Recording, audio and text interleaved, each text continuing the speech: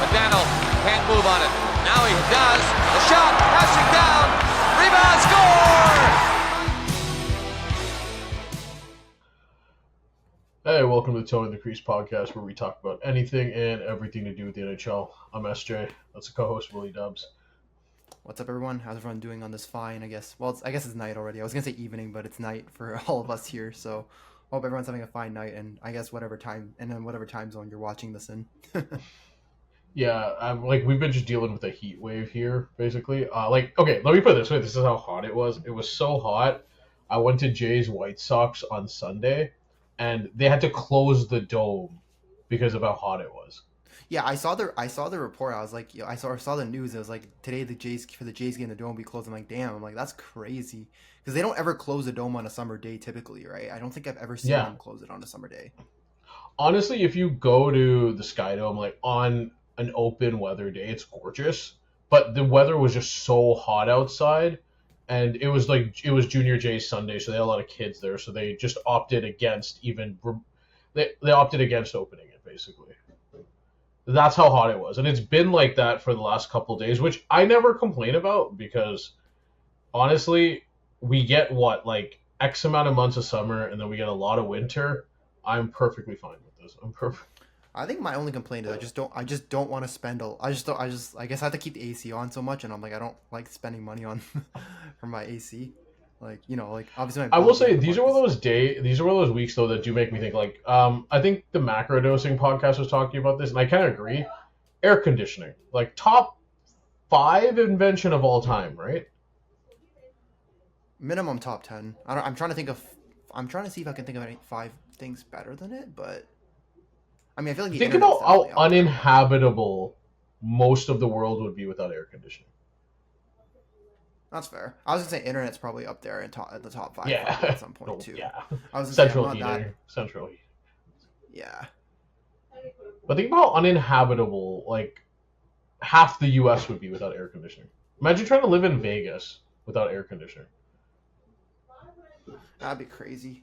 Also, speaking of I guess the U.S. I guess I don't know. This is not we're not a soccer podcast, but I can't imagine trying to run the World Cup next year, in some of the places in the U.S. Because man, without air conditioning. Yeah, because they're in an open dome stadium, right? So it's I don't know. You know what's interesting, and I don't know 100% if this is true, but apparently, according to my sister, a lot of British houses don't have air conditioning.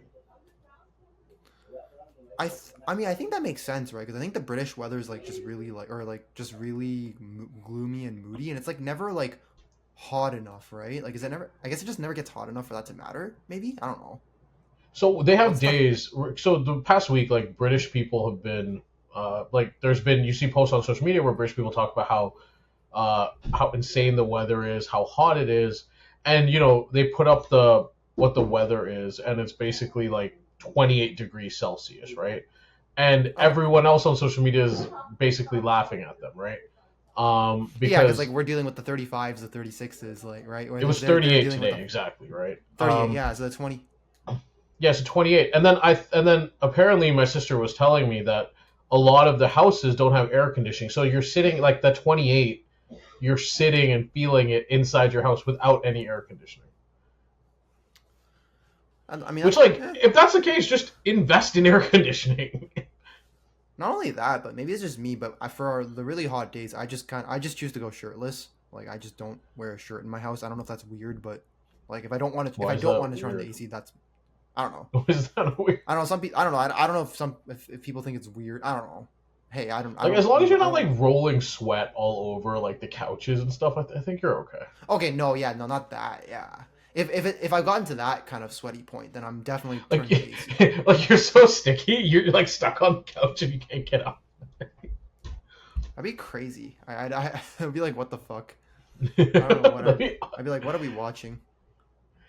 It's you try to get up and you're just back down and go. That'd be awesome. It's sticky glue to the couch, basically, right? 100%. It's when you see those lollipops and they get stuck on the couch, you try to pull them off like that. Okay, I've never had that happen, but I think I've seen that. I've definitely seen that in a few shows, right? I don't know. I've seen it in a show at least once or twice. Where someone just trying to pull it out and they just can't. Yeah, no. All right. So, I guess we'll divert from Heat and couch talk. Couch talk. I don't know, but all right. We're gonna. So there's a couple things we gotta cover. It's kind of an expansive podcast, I would say. There's not like a specific theme really. There's just a couple different things we want to talk about, and then yeah, we'll kind of go from, and then we'll do an immaculate grid in the end, and that's kind of it. That's Yep. Yeah, we're basically, for those who are wondering, we're just doing an immaculate grid today, kind of as a nice detour from guess that player, which is what we normally do in that segment. I think it's just a good way to mix things up, and you guys have probably seen enough guess that players that you guys probably want to see something a little bit different. And I think both of us also want to do something a little different too, right? I think it's a nice mix. Yeah, for sure. All right, so the first major thing we got to talk about, again, congratulations to the Florida Panthers for winning their second Stanley Cup in a row. All I'm going to say, and I always say this, how long am I going to say this for? The past, 5 years almost? Bill Zito doesn't miss. This is one of the best teams, I think, that has been built top to bottom in the modern Cap era. I'm going to say that now. Well, I mean, they can roll a line. Their lines 1 to 3 can score, and all of them can score. All of them can play really good defensive hockey, right? I think their first 3 lines just all around really good lines, and even their fourth line. I know people give their fourth line a little bit of shit, but it's actually funny because their fourth line was I hate to say this. Their fourth line actually sparked the comeback in their series against the Leafs. It was their fourth line that got them on the board. Greer, Gadjevich, and Nosek? Yeah, and Nosek. Yeah, exactly. So they were the ones that actually got the team on the board in game 3. And this is when they were down 2-0, right? Could have been a totally different story if they went down 3-0 in that series, right? But that fourth line did its job, and hey, the rest of the 3 lines have shown up throughout the rest of the playoffs, right? So props to them. I think there's a couple things I could say regarding Oilers and Panthers is the Panthers were by far the better team in that series. Look, I get the Oilers won 2 games, and yes, they could have potentially gone up 2-0 in the series. But if you look at all the numbers, Florida's lead time, I think Florida led 91% of the series, if I remember correctly. And Edmonton's 2 wins were basically just on the greatness of individual players. Like Draisaitl, I think had the second game they won had a 5-point or 4-point game or something like that. And game 1, you could kind of see how Florida initially struggled handling McDavid when he would break in and he would burst to the corner. They adapted to it a lot better as the series went along, but initially, I feel like those 2 games were kind of one off the greatness of those guys and Bouchard to an extent. And then most of the series, though, Florida was just better. Florida's one of the few teams that doesn't have to adjust the way. If you watch them play, there's a couple things. One, they don't have to adjust the way they play regardless of what line is on, which is, I think that's scary. They play a very violent forecheck, and they kind of know where to pressure. And the thing is, sometimes you'll have one, on a good team, sometimes you'll have one line that can do that, but some other lines, the guys aren't as defensively capable, or they don't have the energy to do it. At least 3 of the lines on the Panthers can do that. They can just aggressively forecheck you and still have enough offensive talent to score. Well, one thing I also noticed about Florida too is this is at least from the Leaf series. The Leafs won the first 2 games, but I think Florida made some adjustments to how they clogged the neutral zone. I think from games 3 to 7, right? And I think you saw how effective they were in limiting the Leafs' ability to get into the zone. And I think in the rest of the series that I've seen too, Florida I guess when Florida did have any sort of trouble throughout the series, they just adjusted their play just enough, just made the slightest of adjustments. And, they were a far better team after those adjustments, right? And I think they're one of the few teams that I actually see that consistently makes good adjustments.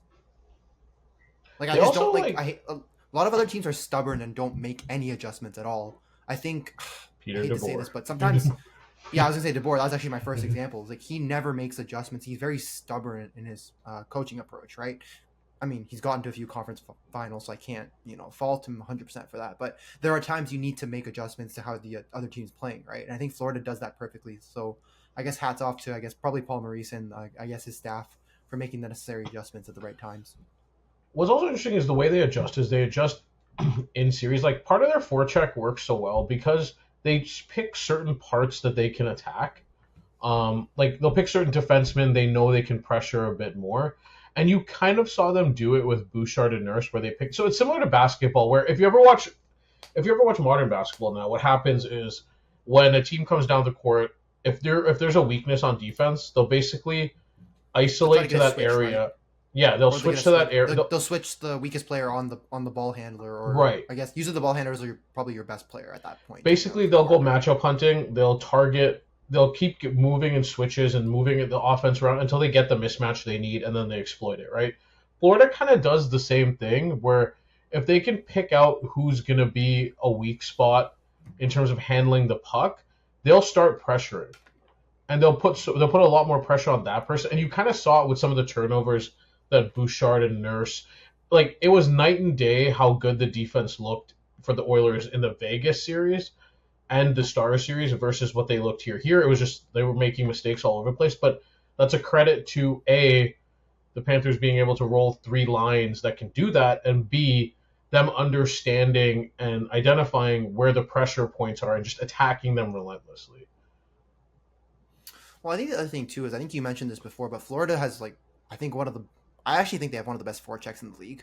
So I think just that it's a violent forecheck. Yeah. Like, it's, I think just them being able to they can just basically cox mistakes out of any little, like, on the team, out of any team on, like, any play essentially. I just find they're able to bait their opponent and just they can just take the puck off you in an instant. It's kind of crazy. It's kind of crazy how good and how aggressive their forecheck is, because we've talked about it before. It's extremely aggressive, and they're right on your tail as soon as you have that puck. It's just interesting too, because they know how to get in lanes too, which is interesting. Like, they know, even though the initial forechecker's there, the other guy knows where to position. And again, that's spread through 3 lines. And it's crazy how quickly Marchand picked it up, considering he was just there basically midway through the year. But it's just something that it's flowed all the way through, despite who they've put in. I thought what was interesting too is the way they started adjusting. Sorry? I think he was hurt for a bit too, so he had even less time to kind of figure it out, right? So it's kind of crazy that he figured it out. But again, I think he's a veteran player, and he has high IQ, right? So I think a lot of those guys, it does come a little bit easier for them to figure those kind of things out, right? And the thing is, the way their offense works with the forecheck also allows, and how good defensively their forwards are, also allows a guy like Seth. Like, it's funny because I was skeptical on the Seth Jones trade when it happened for Florida. But, like, if there's ever a situation that is perfect for Seth Jones, this is it. Like, you saw Seth Jones' playoffs. He was great. And part of that is, it's a couple things. One, the forwards are really defensively responsible, so he can do his thing. 2, Forsling's an amazing eraser on defensively, right? He can mitigate for Jones's mistakes, and you get to see the best part of Seth Jones, where you see Seth Jones getting deep into the corner, cycling through, pinching, cutting, like making these passes where sometimes he's in the corner, like near the net, and he's just cycling it out or making a pass out. Like, this is the best version of Seth Jones that the Panthers are also bringing out as well. So it's just like everything on this team just worked. Like, there wasn't. Well, yeah, I was gonna say they don't need Jones to be a number 1. They don't need him to be a number 1.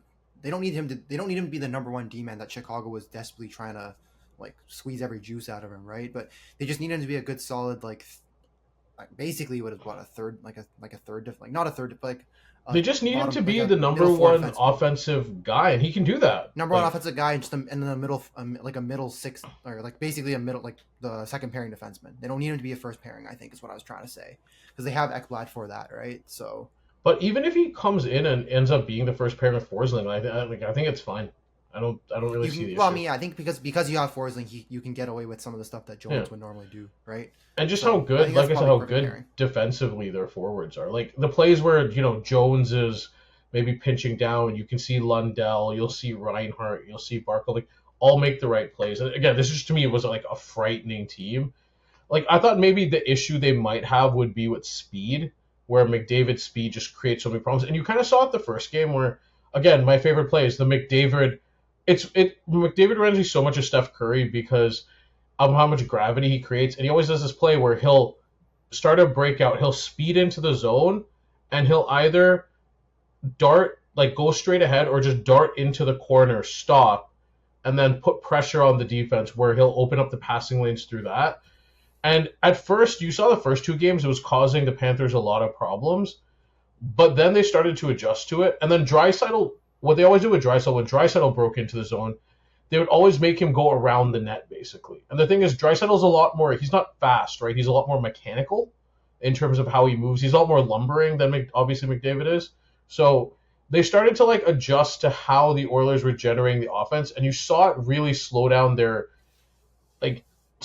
them inside once they got in the zone, and it created a lot of problems for the Oilers, and they couldn't really adjust to it.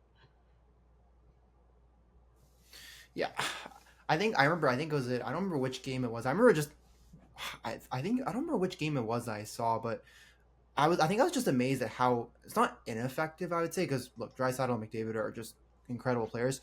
I just thought it was really impressive how the Panthers kind of just, I don't want to say made them irrelevant, but kind of almost made them non-factors essentially. And like once you make you're never gonna stop them completely. Like McDavid was still like 7 points in 6 games or something. Like he's still really, you're not gonna ever blank him, right? But again, he had very many goals though. I don't think he had very many goals in this. No, that's the thing. You're never gonna keep him off the score sheet. Yeah. Yeah, and they did enough to keep him off this. They kept him off the sheet enough, basically. He didn't like explode. Like he didn't just like light them up for on every single play kind of thing. Yeah, and again, like Draisaitl and McDavid both had their games and had their moments, but overall, like it was a lot more muted than what you expect. And like to be honest, the third line with Henrique, like they just got destroyed by Lundell and Marchand, and Luostarinen. Like that was a massacre when those lines matched up. Well, I was gonna say, I think part of it is that Henrique third line, they're just not very. Maybe it's just me, but I didn't find them just very slow-footed. And I think the Florida's third line is just I don't want to say it's not pure speed, but they're just so like to just play very quickly. And I just think that like when one team is fast, like one team is basically just skates better than the other team, like third line wise especially. You'll definitely you see the difference, right? And I think you saw the difference with the Oilers and then the Panthers, their third lines. Yeah, it's crazy too. The Panthers' depth was so good that like they didn't in certain rounds, guys didn't play that well. Like Reinhart until game 4 wasn't really doing anything. I know he scored the game tying goal game 3 or 4, I believe, but like overall, like his impact was kind of muted. Barkov and I think it was in the Leaf series didn't really do much for the first couple games, if I remember. Like certain guys just weren't doing a lot at certain times, at least offensively speaking. But it didn't matter because there was a different line that would pick up the scoring at some point. And it kind of shows if you look at the Panthers, like if you look at the Panthers scoring overall through the series, their scoring is so balanced top to bottom. I'm trying to pull it up here. My keyboard's doing the little thing here. Panthers. Oh, you're not finding it. No. Okay, basically, they had. So funny story for those who don't know, my keyboard's just kind of fucked at times. So like sometimes it just won't type at all. So when basically, you like guys see me struggling, yeah. So basically, they had 6 guys with 20 or more points. But then they also had 5 guys that were basically 9 guys. Right? They had 11 guys score double digits in points. Yep, 11 guys. Yep, Nate Schmidt's the last one with 12, and then I think the other 5, out of the 6 guys that had 20 points. I think basically, one of them was point per game in Reinhart. I think the other Reinhart, Tkachuk, and Verhaeghe. And what's crazy is if you look at their top 9 lines, all of them were 0.8 or more. Like that's crazy. Sorry, 0.78 or more. Yeah, their top 3. So like Lundell, Luostarinen, Marchand, Barkov, Bennett, Reinhart, Tkachuk, Verhaeghe. Like. I mean, and yeah, I was gonna say like the only line that didn't really score was that fourth line of Greer, Gadjevich, and Nosek, right? But even to their that wasn't their job. No. It wasn't their job, but I think also the Panthers did rotate their fourth line out a bit. Like I think they kept their first 3 lines intact, and then their fourth line it just kind of rolled players in and out here and there. I think again like Semiskevich didn't play much throughout the playoffs, and I thought he'd be he'd be a huge factor for them. Only played 4 games in the playoffs. Apparently Sturm played 8 games at one point, so. But I think it was Nosek, Gadjevich, and Greer. But even for them, like they showed up when it mattered the most. I think the 3 points they got were probably the most important. Well, I mean, even the time on ice for the guys was pretty close. Like obviously, like Barkov and Reinhart played around like 20 minutes a game on average. But like Marchand your third line was around 17, right? Like think about that for a second. Your second line was around 18. right? Like, think about that. That, like, you're basically, your lines aren't getting tired. Like, if you remember last year's playoffs, I don't know if anyone go back and watch the last 2 minutes of Game 7, Panthers Oilers. Watch how gassed the McDavid Draisaitl line looks from having to basically carry the offense that entire series, right? Especially McDavid. Like, they didn't do anything basically that last 2 minutes outside of one scoring chance. Now, I know comparing last year this year, but the idea of, like, part of the reason they can keep up this intensity, the violent forecheck, is because they can also keep the time on ice relatively close amongst each other. So they're not as tired as some other teams might be. Like, you'll see that difference when you watch, like, the Avs, where McKinnon plays, like, granted, McKinnon's like Superman when it comes to his fitness, but, like, he plays a ton of minutes. Like, first-line forwards on the Avs, for example, play a ton of minutes compared to, like, Florida, where it's a lot more, they rotate the guys a lot more. Yeah, well, yeah, I was gonna say, I think you capture that point, like, pretty clearly, right? I think when everybody's just rested and nobody's playing excessive 25, 30-minute kind of, like, games, everybody can just give, like, I think that's one of those things, like, so for example, I play a lot of soccer, like, I play soccer, and it's like, it's, that's one of the few sports where you don't really get many subs, right? But, like, in sports where you get, like, not, I guess, substitutions of sorts, or, like, many substitutions of sorts, right? If you're able just to kind of keep rotating guys, and now most of your players are going to stay fresh, right? And then you can do basically what you said, which is, like, you can play an aggressive forecheck, and people can just go out there on their one shift, or, like, on their shift, give it all they got, and then head back to the bench, and they can rest up enough to do it again the very next shift, right? It's not like they're playing 30, 40 minutes, and then, let's say by, like, shift 20, 25, 26, they're just completely gassed, right? And also, weirdly, like Florida was the younger team, and it showed in certain cases as well, so that was the other thing. I think the one thing the scary thing about Florida is, if we look at, like, we established what they did this season. If we look at them going forward, it's not unlikely that they could come back a fourth time to the... Again, it'd be unprecedented, yes, but if you look at the way the roster shakes out, it's not super unlikely. Like, we've heard the news at at the Miami nightclubs that Sam Bennett's probably resigning, and Marchand might be too. But you look at most of this team. Most of the team's intact till at least 2030. Like, Barkov's under contract, Tkachuk's under contract, Reinhart's under contract, Verhaeghe's under contract.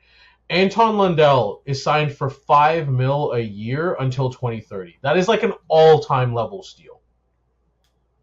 Well, I was gonna say too, if they're gonna retain Marchand and Bennett, their only big UFA is probably Aaron Ekblad, and I hate to say it, they probably will just get priced out of him. But I think if you roll with Jones and, I guess, Forsling as your first pairing, you're probably fine. Plus, I hate to say this, but I feel like Bill Zito will find a way to find somebody off waivers, or, like, he'll just sign somebody for, like, $2 million, and he'll just hit on that, right? I think that's one of the benefits of having a GM like him. Yeah, I don't think, like, Kulikov's amazing, but, like, they still have, like, Mikkola, Forsling, Kulikov, Balinskis. Like, I mean, that's still, like, 5 guys you can roll out, right? And Uvis, like, looked pretty decent the second half of the year. So I'm not, like, again, if he's your fourth defenseman, I'm not super concerned. The issue is, like, obviously, it becomes really a little bit thin offensively after the first pairing. So I'm curious to see what they do. But again, I'm not super worried about it, just because I think worst case they can acquire someone midway through the year, and then, like, they can acquire someone midway through the year as, like, a free agent, or, like, a free agent to be possibly. And then the year after, when Bobrovsky's $10 million comes off the books, that's when they can make a run at a real long-term guy. Yeah, I was going to say, too, like, I guess my first question is, do you know if the Panthers have any goalies in their system that's coming out to replace Bobrovsky? Because, like, I know nothing. I'm not a prospect guy. I leave that to you. So my thing is, like, Bobrovsky's being paid, like, $10 million. Let's be honest. First of all, he's not worth the $10 million. Second off, like, would you say he's probably been, like, an average to, like, slightly above average goalie these past few years? Like, apart from maybe a couple series in the playoffs where he was elite, like, would you say that's probably that's what he is? Because if that's the case, like, you could honestly just find somebody for... I'd say it started off as a horrible contract, but, like, I think he's kind of turned to, if I'm being honest, like, I'd say slightly above average. Okay, but I think it's possible to find somebody that's slightly above average for way less than what you're paying for Bobrovsky, right? So you'll actually get money back to I guess, help supplement, let's say your decor, right? Because you have your forwards. If what we hear about Bennett and Marchand coming back is correct, like you can use that to supplement your D. And like, sure, losing Ekblad sucked, but if you have that 3 or 4 million that you use in like 2 years to replace, like, or just add another solid defenseman, I think this team is. I want to say they're primed to make. I mean, they could. There's a couple honestly, guys I do really like for them. I just don't know what the market's gonna be, so I have to like acknowledge that. But so who are the two like, guys? I'm kind of curious. Okay, so there's a couple. One, so it depends what level of guy you're looking. Like, I really, if the Penguins don't re-sign Matt Grzelcyk, I think that's just like that's an amazing fit for Florida. Okay. I wasn't thinking him, but I can see the fit potentially, right? So like I think there's certain guys that are going to be priced out that do have the, like, I think Provorov would be a good fit too. I just don't know if he'll fit their price range, but like Gavrikov, Fabro, guys like that, I assume will kind of be out. I think a couple guys they can get, like I said, I think Matt Grzelcyk would be an amazing fit for the Panthers on a short-term deal. I think Provorov would be a decent one. If they're looking to take a flyer on a guy, I'd be curious to see. Like, I think Henry Yokoharu is worth taking a flyer on. For them as a bottom pairing, him, or I'd be curious to see if they kind of go for him, or maybe take like. He's the only one I can kind of see with some upside because he is a little bit. He's only 26. It would be, again, but like Bill Zito knows best, right? Like if he doesn't identify him as such, probably won't be the fit. But and then if you're looking for a more veteran guy, honestly, I know he wasn't that great, but for the offensive upside, I would like Jeff Petry's not a bad fit either, like a 1-year deal, because if the idea is you're gonna roll over. If you're gonna just roll over the cap for, like, if you're just gonna get a 1-year fill-in, I think like Petry would be fine. If you're looking for something a little bit longer term with a little bit of upside, again, I think like Grzelcyk or maybe taking a chance on a Shillington or a Yokoharu would be okay. I just think with the Panthers cap situation, I don't think they can go for anything long term. But I think, look, I'll be honest. You probably can just trust in Zito.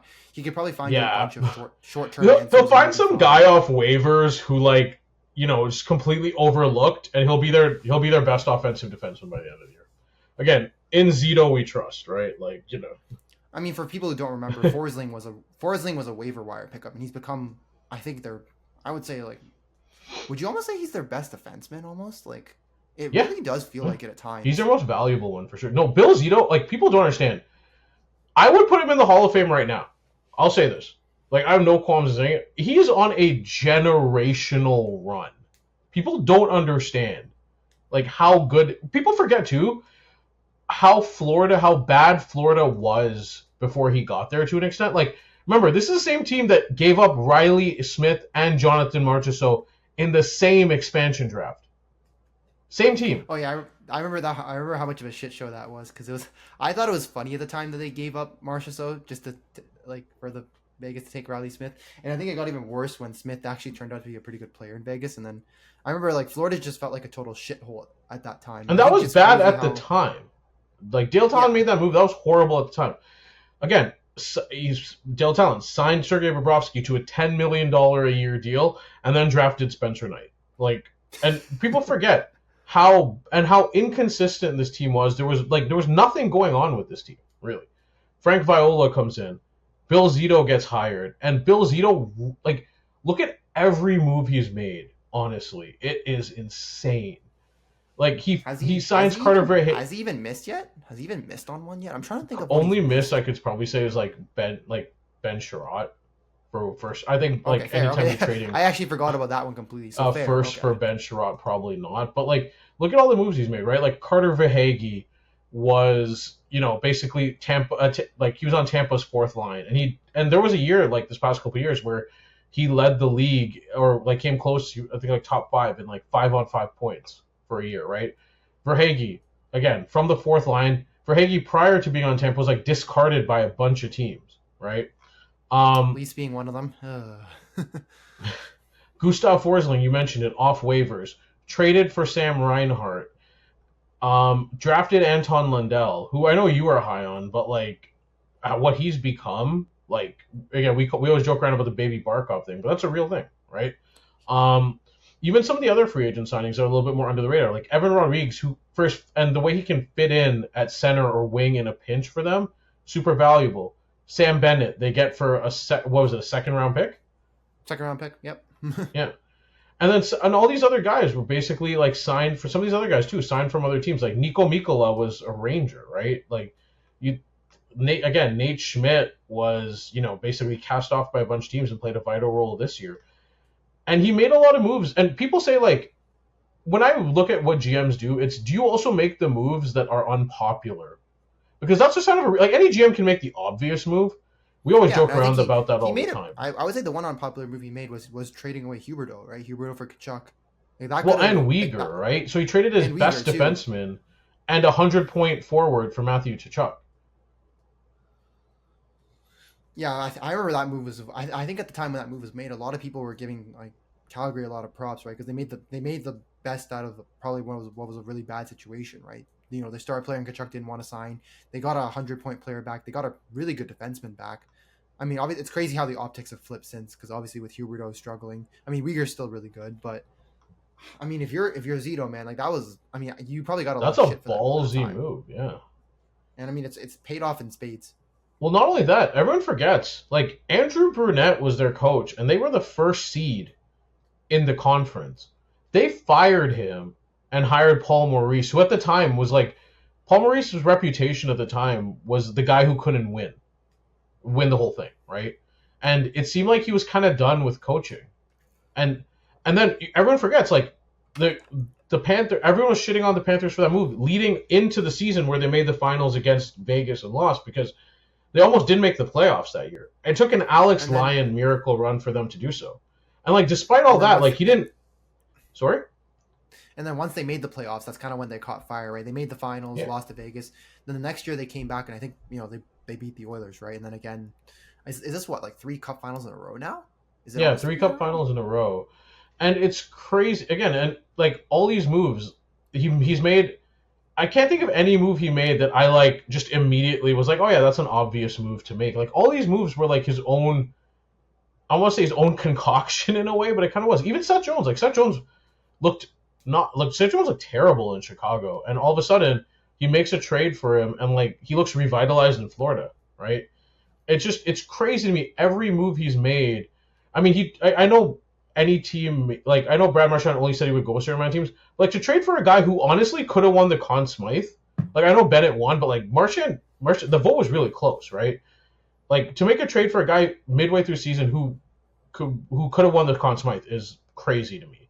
And to me, it's like everything he's done to build the backbone of this team, because you look at the backbone of this team, yes, Barkov and Ekblad and Bobrovsky were there before he got there, sure.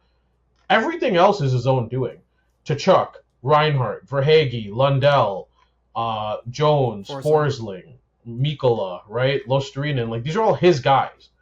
And he's created this. This is him. And, like, and obviously, again, it's him, it's Paul Maurice, it's the ownership, it's everything. But, like, this is like, people talk about Bill Zito. Like, again, look, I love Jim Nill, but, like, Bill Zito is in a class of his own. Like, to me right now, it's him, and then it's everybody else. And you can rank everybody else, but number one has to be Bill Zito. Like, point blank. I feel like if he's not one, then you're probably drunk out of your mind. Or probably high Who would it be? Who's the other? Give me the other argument for one. No, I'm saying was if you don't pick him as one, you're high out of your mind. Yeah, but I'd love to hear the other. I'm just saying generally, like, I can't think of somebody that comes close. Look, and it's funny too because you're a Stars fan, and a lot of people would. I feel like the next best one I could think of is probably Jim Neal, right? I feel like that's right. The best but to me, he's not on the same tier, and I mean that with all due. I love Jim Neal. Like, it's not the same. That's fair. Like, Jim Neal's drafting has been amazing. The free agent signings in Dallas have left, to a certain extent sometimes, have left a lot to be desired. Looking at Matt Dumba and Ilya Lyubushkin specifically. Like, Bill Zito's Bill Zito's interesting because they don't make a lot of draft picks, but the ones they do hit on are crucial, like Lundell, again, like Sam Muskevich, for example, right? And his free agency and trades are just ridiculous. Like their pro scouting is like in Florida right now is absurd. Like they're Like, would the argument the next best GM probably be? Could it be? Would you say it's probably Vegas's GM? Like, I feel like that's the only other one I can think of.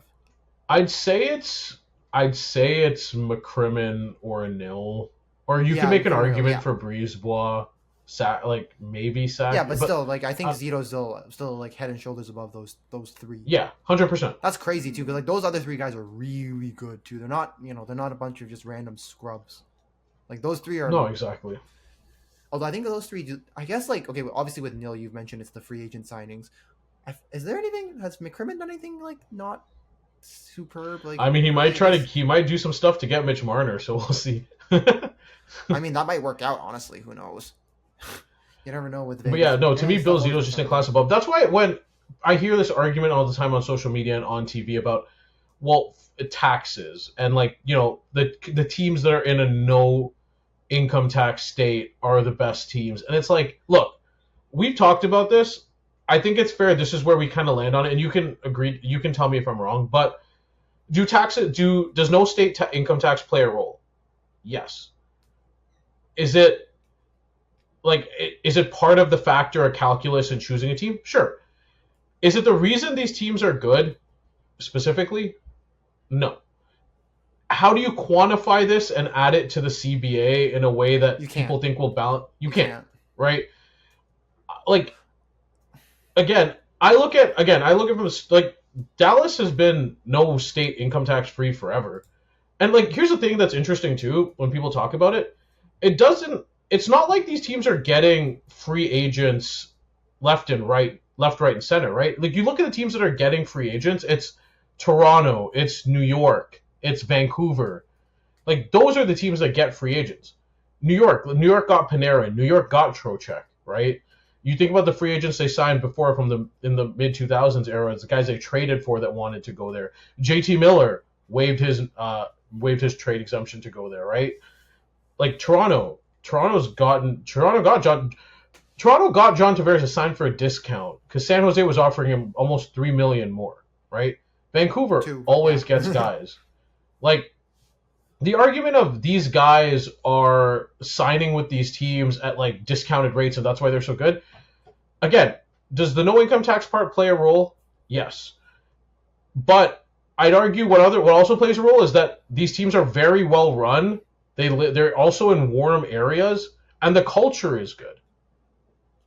Well, I was gonna say too, the no income tax thing. I think I hate to say it, but I think it was more of an issue when I think it was a bigger issue with like a team like Tampa versus Florida. Like Florida hasn't really, I don't think they've really taken advantage of it at all. They definitely did not get Bobrovsky on a discount.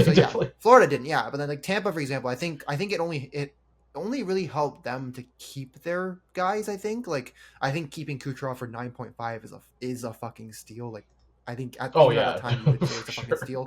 I think what was Point getting? Was it 8.89? I don't remember exactly what it was, but I mean him probably a good steal too. But I think those were the two like biggest. Those are the only two examples I can think of where somebody really abused the income tax like thing, right? Because you got those guys for cheap, but like that was it. Like those are the only two names I can list for you that I think you and I can both agree on and say yes, that actually did play a factor.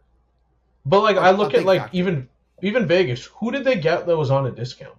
Like Pietrangelo signed for 8.8, which was for his age at the time was perfectly reasonable, right? Eichel's making 10. Mark Stone's making 9.5, right? Like you could argue maybe he could make a little bit more, sure. Like I'd argue there's some guys on their team that are overpaid. Like if you watched Aiden Hill this playoffs, for example. But again, going back to Dallas, right? Like who's Dallas gotten under? Like who's Dallas gotten under market? I mean, maybe you could make an argument for the Rantanen thing, but I think he just didn't want to hit free agency. But everybody else, like maybe with him, like maybe his agent just overplayed his hand, honestly, too. Because I don't know if he ever wanted to leave Colorado too with that situation. Anyways, that was a weird situation to begin with. Yeah. But, I feel Ottinger's 8.2. Yeah. Rantanen was the exception because if Marner can get 14, I feel like Rantanen definitely could have got 14 himself. Like if that's what the rumors are saying, right? but I mean, they've also had guys who are like relatively overpaid for their value too, right? And like again, Heiskanen is making 8.45. Like, Dumba. but like I look at some of the other contracts on the team, like I mean, they're either bridge deals or they're fairly compensated. I just don't see the argument there. I think it does a real disservice to people. Look at these Florida players and they're like, oh, they're on such good deals, but it's like he identified these guys and signed them before they really blew up. Like you look at like let's pull up Florida's contracts here because we can go over this quickly. Like Barkov makes 10, perfectly fine. Tkachuk at the time, again, flat cap. Reinhardt's the interesting one, but Reinhardt was also coming off a season where that was his real breakout year, and there was real fears from people as to whether he could even come close to replicating it because his shooting percentage was so insane that year. Well, I feel like it's funny now because I feel like the 8.5 actually makes him underpaid. Funny, or 8.625. 8.63, yeah. 8.6 exactly. Like he actually could say he's underpaid now despite all that. So. Right, but like Verhaeghe again, fine. But Verhaeghe was also an under the radar signing, right? Like they got him cheap because again he was a guy who no one valued, right? Like a lot of the guys they got were people like anyone could have traded for Seth Jones on retention, anyone could have signed Forsling off waivers. These guys were all available. Sam Bennett for a second was available to everybody, right? So again. No one can tell me that, like, sure, do taxes play a role in what players choose? Yes. I'm not going to say they don't. But you know what also plays a role? Like, the city you live in, the weather, the media market. Again, why New York's one of the highest tax states, but people always go there. And they've signed two of the bigger free agents. Panarin was one of the biggest free agents to hit, and New York got him. And what was the reason? He wanted to live in New York, right? Also, it's like funny, too, I think the Islanders were going to offer him more, too. And he chose to go to the Rangers instead. So again, similar situation to the Tavares one where the Leafs got him, but San Jose could have thrown more money at him too, right? And I'm looking at the rest of this, like the rest of this roster too. Like Luostarinen at $3 million for another 2 years, like that's a steal. Like I mean, and props to Zito for spotting him, right? Lundell, like obviously he was drafted by them, so that helps to a certain extent. But they extended him at the right time, and look, you have him for another 5 years at $5 million. Like him at $5 million is a fucking steal, bro. He's not giving the team a discount when and like come 2030. No. But you'll take these 5 years for the time because this is your 5 years to make the most out of it, right? So no, it's crazy. And again, like another thing, legacy plays a role. There are teams that will sign guys that will sign with the original 6 franchises, right? Again, Detroit's gotten free agents traditionally because of their legacy. Chicago, Toronto, again, guys grew up there, right? Like media market plays a role. So yes, do taxes play a role? Sure. Is it the main driving factor, or is it? I'd say it's no. I'd say it's more of a conglomeration of one factor of many factors. And I think right now it's unfortunate for the rest of the league that you look at Vegas, you look at Florida, you look at Tampa, you look at Dallas. These are all teams that, yes, they're in no income tax states, but they have really good GMs. They're really well run. They're in warm climates, and there's a team culture around them. And that's what's making all of them so appealing. I'm with you on that. Because, hey, if income tax was all that mattered, Phoenix wouldn't be in Utah. Okay? Like, well, I think the Phoenix... Like, I'd love to know where the discount was on Phoenix. Like, like somebody could please tell me. Because if everyone took a discount to play in Phoenix, that franchise would still be there. I mean, the only argument I'd say is would they though because of the lack of fans. No, I know. I was exaggerating. I was just. Yeah, I was gonna say the fan was more like. Of an Where's issue the discounts in Seattle and Nashville? Like Nashville paid market value for their guys. Like I think it's just teams making excuses to an extent because they're just. I'll be honest. A lot of the teams making excuses just aren't as well run. And for people that compare, like say Winnipeg to Florida, no offense, people from Toronto don't even want to go live in Winnipeg. So like.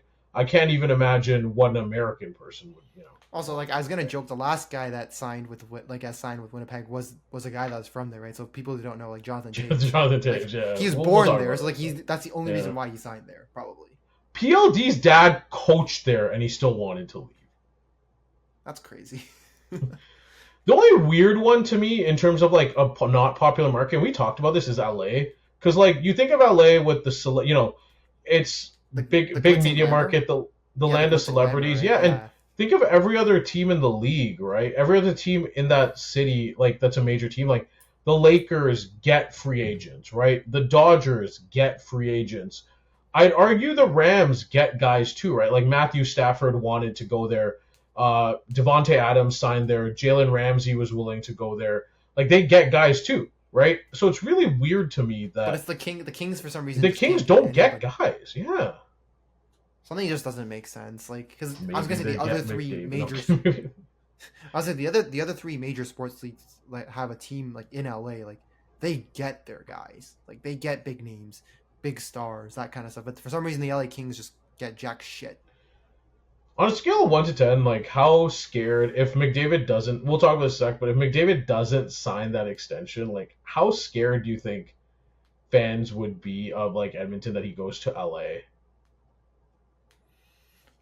Like recreates how funny would it be if they recreated the Gretzky story part 2? Well, I think the Gretzky story is worse because they were the ones that they created the story, right? The Oilers did by trading him. I feel like with the McDavid thing, if he chooses to sign there is not much you can do, right? Like so I'm just gonna point this out. The Kings have 21 million in cap space projected. Now they have to re-sign Alex Laferriere, and I'd argue they'd have to sign Kuzmenko.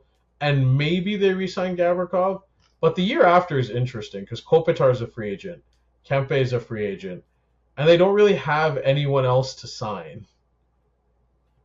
So it can get really interesting. I'm just throwing it out there. If McDavid wants to be a star, it's there. He's already a star, but I mean, if he wants the media attention too, it's possible. Like everyone remembers Gretzky. Didn't LeBron, like for example, just a basketball reference? Didn't LeBron James just go to the Lakers just because he wanted to star in Space Jam 2, basically? Yeah, he just wanted to be in the biggest media market. Yeah, so he's just like, I want to be in Space Jam 2 kind of thing. Yeah, exactly. It's like I wonder if McDavid just says, "Hey, let's go that route." Although I don't know if the Kings reunites with Ken Holland. He might kill himself before that if that's the case. I don't know. West Side Story featuring Connor McDavid. West Side Story. All right, now we'll move on to the Oilers here. So, for me, this was crushing for the Oilers.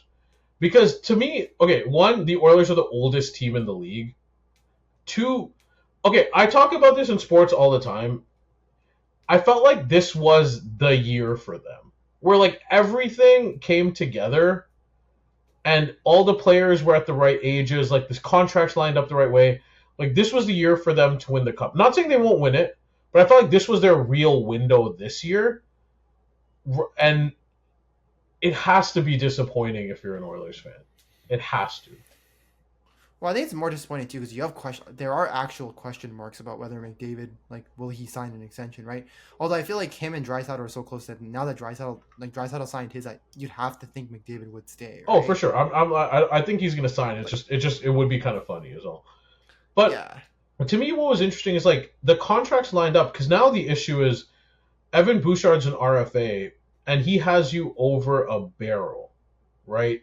Like you have to sign him, and the thing is, you have to pay him more than Darnell Nurse, and and it's funny because I know people were hyping up Bouchard like crazy. Like I don't know if you saw Jeff O'Neill on Overdrive where he was talking about how Bouchard might be the second best defense. Canadian media was hyping up Bouchard like crazy during this playoffs, right? And if I'm Bouchard, 11 mil, right? That has to be the number? I mean, at least 10. I'd say at least 10, 10 and a half minimum. He's definitely getting more than Nurse. Yeah, well, that's why. What's Nurse making? 9.5, I think? Is that the right number? 9.25. 9.25, okay. So, you're getting at least 9.5, probably 10. I'd say 10 and a half is probably the highest I think it'll go. I mean, I could see 11 if he just bends them over, bends them over the barrel and just shoots them, kind of thing. But, what sucks for them is this was the year because one, the contracts lined up perfect. They still had Bouchard before they had to pay him. They had McDavid before he's going to be the highest paid player in the league. They had all these contracts line up the way they did, and this team's old, and this team's also been remarkably I know Hyman got hurt through the playoffs, but this team's also been remarkably healthy in terms of their stars, right? again, look at Dallas. Look at this playoffs as an example, right? How many guys were hurt? Like, how many teams lost sizable pieces or had sizable pieces injured at the beginning of, or like during the playoffs, right? Or just came back healthy. Like Dallas had Heiskanen and Robertson without basically for most of the first round and part of the second round, just as an example. Minnesota had some injuries, right? You look at like there are teams that were missing guys, and Edmonton's been very fortunate that McDavid and Draisaitl haven't been hurt during any playoff, and Bouchard to an extent haven't been hurt during any playoff. They've been really durable, right? Durable. So and this isn't a team that can even afford to like lose them for like where people shit on Tampa for the LTIR thing, but like Tampa played without Kucherov for an entire regular season and did well. If the same thing equivalent had to happen to Edmonton, I don't think that result would be the same. Well, first of all, I don't even think they make the playoffs low key. Yeah, that's what I mean. There's a good chance they don't make it. But if you look at this team, it sucks because this was also the year I'd argue they had the most depth. They had a lot of veterans that could help push in the playoffs.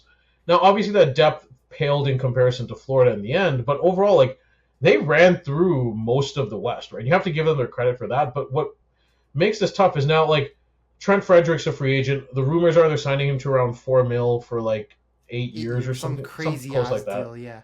I saw that already. I'm like, that's kind of absurd. Skinner's a free agent. He won't be missed really. Corey Perry low key will be missed because he was John Gibson. Corey Perry was arguably their third best forward during the playoffs.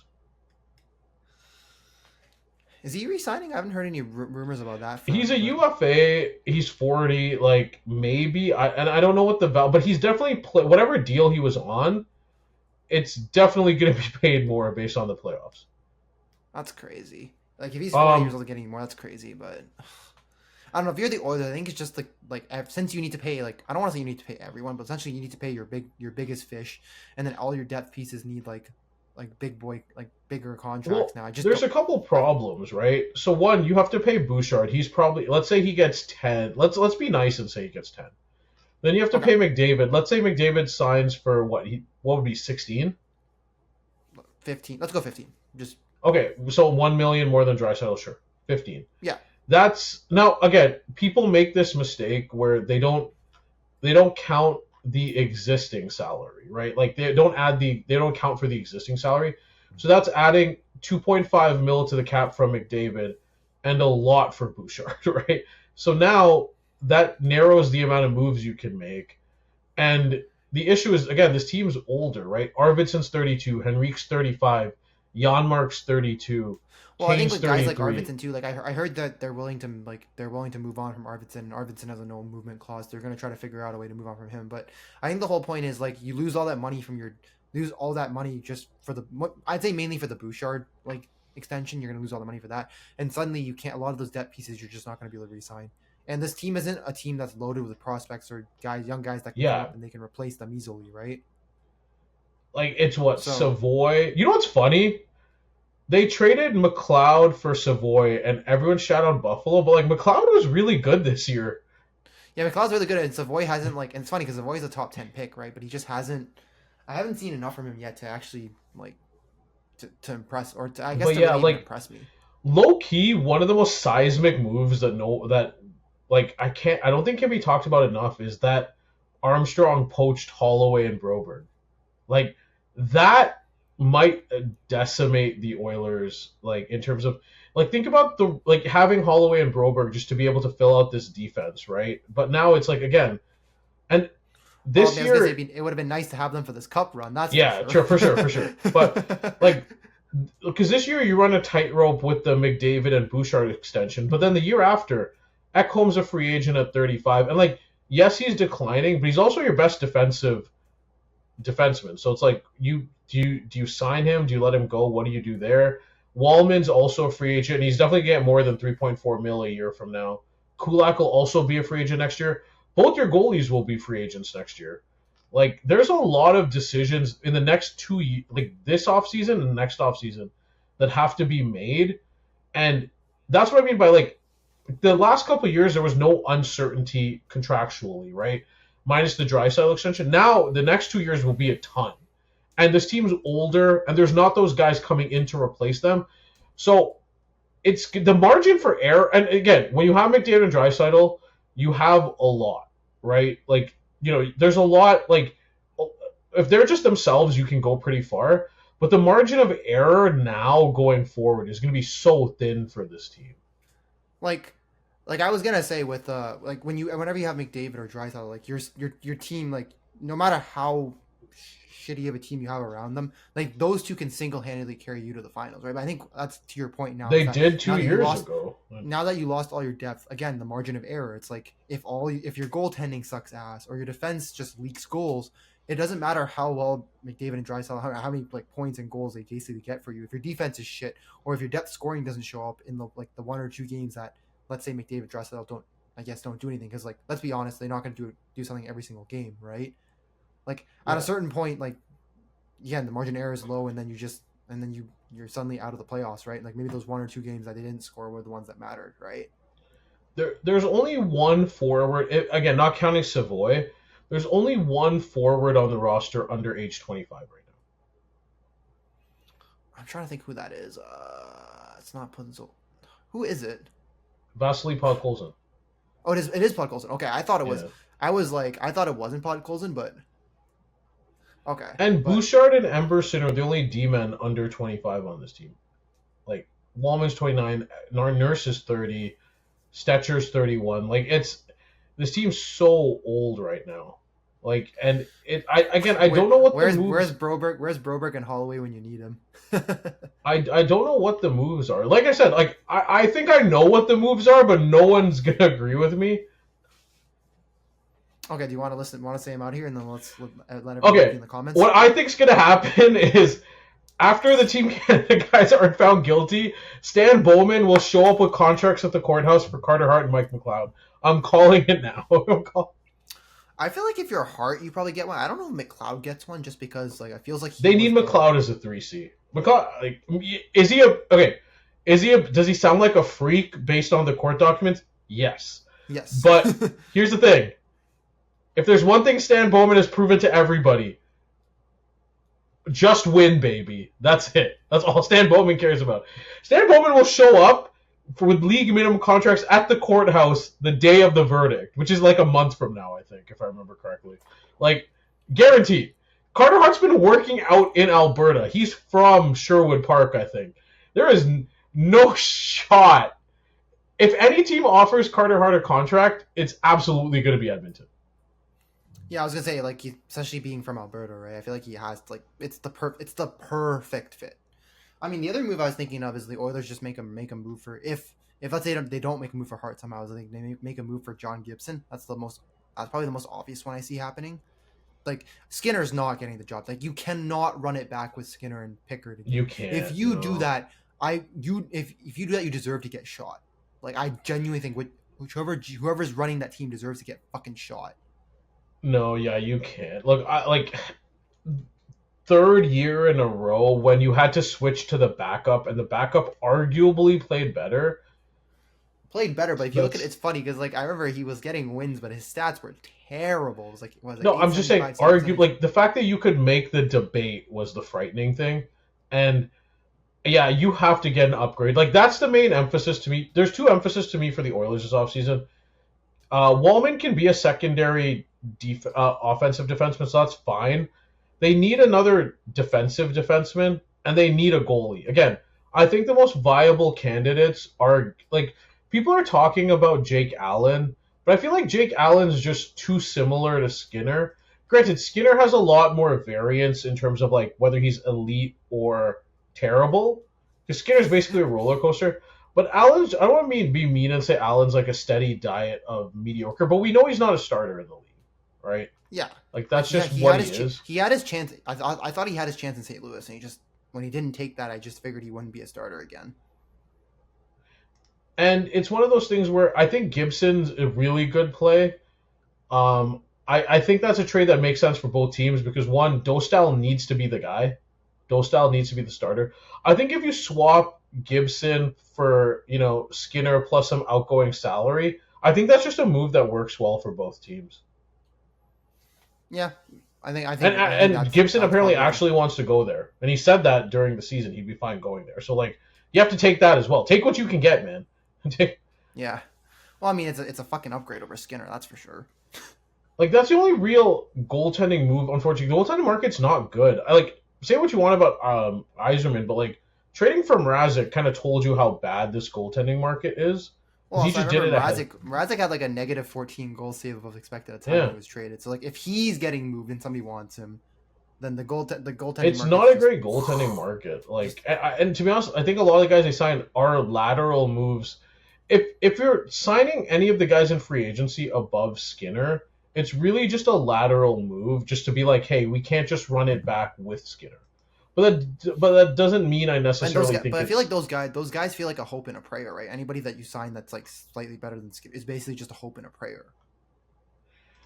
No, for sure. Yeah, no. Again, that's what I mean. Like, I'd want something more definitive than, I'd want something more definitive than just Jake Allen. And I mean that with all due respect. Like I just look, if you're signing Jake Allen to replace Pickard, fine. I'm cool with that. If you're signing him to play Skinner, no. Because as much as I shit on Skinner, right? Like, as much as I shit on Skinner, I can't make the argument that he's that much worse than Jake Allen. I look at some of the other options, like Vanacek, Georgiev, no. Like, what? Are you going to sign Dan Vladar? Are you going to take a chance on Ilya Samsonov and hope that, like... Could you imagine a goaltending duo of Samsonov and Skinner? Could you? That'd be pure chaos. Like, and that'd be amazing. Do you remember when Samsonov's second year of his contract with the Leafs, the one where he just completely fell apart, got sent to the minors, nobody wanted him? That's what I mean. Could you imagine? You have two Jekyll and Hyde goalies would be the greatest thing. You know what I want? You know what I want to see? I want to see a Samsonov and Georgiev goaltender pairing. That would be the most lit and chaotic thing I've seen in my life. Like, do you agree with me on that one? Like, that'd be crazy. I don't know, man. Samsonov and Skinner with the Oiler media would be amazing. Straight up. The only two interesting ones I see is Vladar and Lyon. But are those sizable upgrades over Skinner? No. I think the only move outside of going to the courthouse and offering Carter Hart a contract really just is John Gibson. That's it. Also, I was gonna say the other if anybody wants to suggest trying to draft a goalie, good luck with that, because let's be realistic. I think goalies take 2 to 3 years to develop. Even the ones in the first round, 2 years minimum. Yeah, Ottinger was a hit, but it still took him 3 seasons. I think it even took him more, actually. It might have taken him 4, but and the only reason he actually broke onto the scene earlier was because Hudobin got hurt and was basically gone the whole year, and Ottinger was the backup. That's really it, right? So, no, it has to be a goaltending upgrade. And again, if it's not Carter Hart at the courthouse, it's gonna be John Gibson most likely. That should be the most reasonable one. And yeah, you could talk yourself out of Gibson, but he's the most obvious upgrade. And again, it's a guy that wants to be there. It's a team that wants to move him. It's just the trade that makes the most sense. It's probably also the move that costs you the least, I would say. I guess in terms of decent goalies and actual trade value, right? Because if you want to take a swing and a miss on somebody big, you're just gonna have to throw the farm. And I don't even think they have the farm to throw at it realistically. Yeah, the only other move I could see them making is I wouldn't mind maybe if I was them, I think a move trying to get Savard wouldn't be bad as a lower pairing defenseman and some insurance for Ekholm maybe, but that would be about it really. Yeah, I think that's. I'm trying to think if there's anything else they can do, but I think because they're gonna re-sign a lot of their bottom 6 guys, but apart from that. Well, also Podkolzin's an RFA next year, and I'm not saying what'll happen with Broberg and Holloway will happen again, but you kind of, I know he's only making $1 million, but you kind of just don't want that to go on next year. You kind of want you do want more cost certainty than they currently have. Let's put it that way. Yeah. Plus, if you're you need pieces, you need at least a couple pieces around McDavid, Draisaitl long term, right? If let's say you both sign them, you don't want to consistently have to rotate the supporting cast around them. For sure, yeah. Those would be my main takeaways for the Panthers and the Oilers, in terms of what I would see them doing going forward. Was there anything else you thought regarding them, or? Not really. I think with me for the Oilers, I'm just like I would just like them. I just like to see them address their goaltending. Like, look, that's the thing we've always been saying is their goaltending sucks and they need to address it. They still haven't done anything. 3 years running. What bugs me about the Oilers goaltending thing too is like you can't make the argument there weren't options available. That's what bugs me about it. It's like you actively chose to not address it. And people can say, hey, it didn't matter, the Oilers still made the finals, but like when you have a good goalie, your room for error is so much higher. Or you have a steady goalie that's good, your room for error is so much higher. Like you don't have to rely on McDavid and Draisaitl's greatness to always get you there, right? You don't have to, like, maybe they can steal like 1 or 2 games here and there, and it's like you can't make the argument guys weren't available. This past 2 seasons alone, we've seen so much goalie movement and guys being signed and guys that ended up being solutions. Yes, Markstrom probably wasn't going to go to Edmonton considering he passed on them the first time for Calgary, but Logan Thompson got traded for picks. Mackenzie Blackwood got traded for a first. Allmark got traded. Guys were available. Teams that needed goalies. They just chose not to make a move. Like that's right. And that's on them. And you reap what you sow sometimes, right? Like that's just the reality of it. Like I you know, again, it's the classic Simpsons trope of what was it? We did nothing and we're all out of ideas. Like that's just basically what it is. Every time I hear that one, that always makes me laugh. I've heard that one before, but it's. But yeah, like I mean, if you're not gonna do anything to address your goaltending, then you have to you deserve what's coming, and which is the Stuart Skinner. I'll call it the nightmare class because you've seen it the past like 2 years essentially what he's done for you. And again, this year you saw the Jekyll Hyde situation with him once again. Although I feel like you saw more Hyde than Jekyll, to be honest. Yeah. I think there was a stat about like how him and Picard had, as a duo, had like two of the worst save percentages all time in the playoffs, which just tells you all you need to know. I know there's other underlying analytics, but like it gives you an idea. Also, it's crazy they got the finals in spite of that. All right, moving on to the actual moves that have already happened. There's been quite a few. My Stars have been at the helm of a lot of it. Now, everyone knew they kind of needed to clear salary cap space, like after the Rantanen extension, no secret. They traded Mason Marchment to the Kraken for a 3rd and 4th round pick.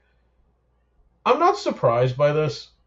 Like, I don't have a reason to be surprised. Like this, everyone knew this was the move that was coming after re-signing Duchesne. I think it's a fine trade. Like, again, Dallas had to make the move, and it tells me that like Lyubushkin or Dumba are out the door as well. It just I don't know what the team's gonna be. It's a fine move. Like Marchment's one of those guys where you oscillate between being so happy he's on your team and annoyed as fuck he's on your team, and there's no middle ground. Because like, I remember because you kept telling me like he used to take the dumbest penalties and you used to get like you tell me you used to get so pissed off watching. I think wasn't there one play in the playoffs where he basically just took a slash at the ref and they didn't call it or something like that. Dude. So the thing with Marchment, the upside to him, he's physical, he's smart. Like there's some plays he makes as a physical winger where you're like, wow, like you're really impressed. He plays hard. He has a motor. He has decent hands for a guy who is as physical as he is. The downside, though, is in the playoffs he's disappeared a bit. And sometimes he can be a bit reliant on good service at times. Like he's not much of a creator for himself in his own right. And the absolute downside is he takes some of the worst penalties I've ever seen. Between him and Ben, it's like they were trying to play one-up on each other just to see who could take the worst penalty at the worst possible time.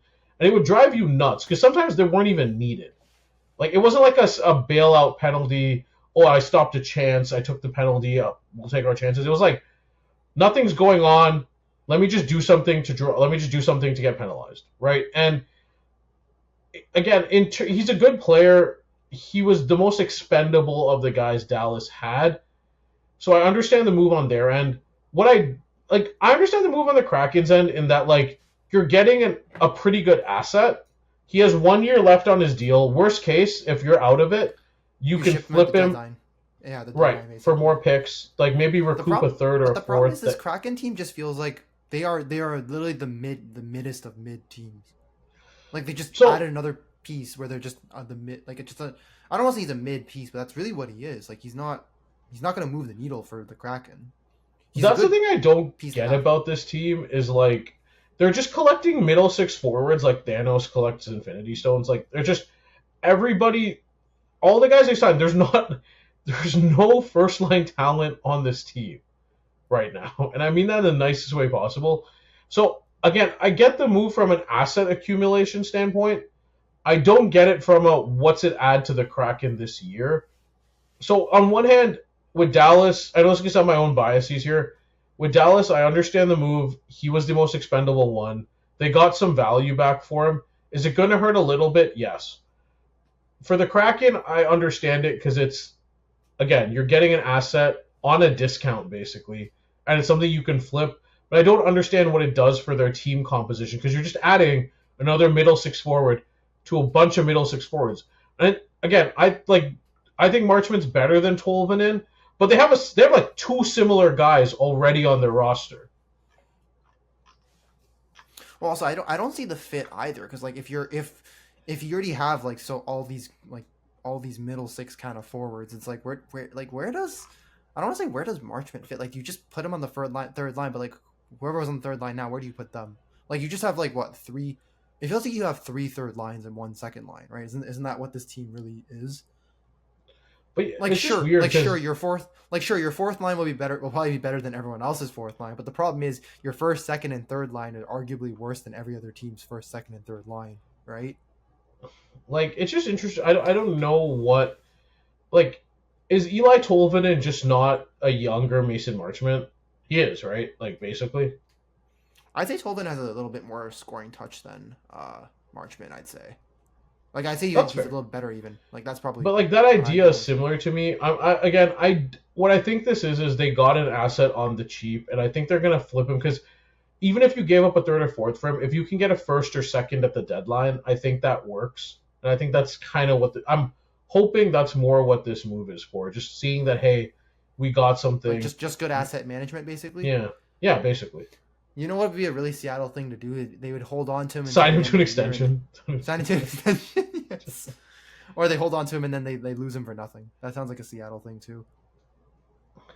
And then the other moves with Dallas, they signed Matt Duchene. I thought, for honestly, like a pretty good price. I know he disappears in the playoffs, but like you need to get there. And I think because I think what happens is Hintz will be the first line.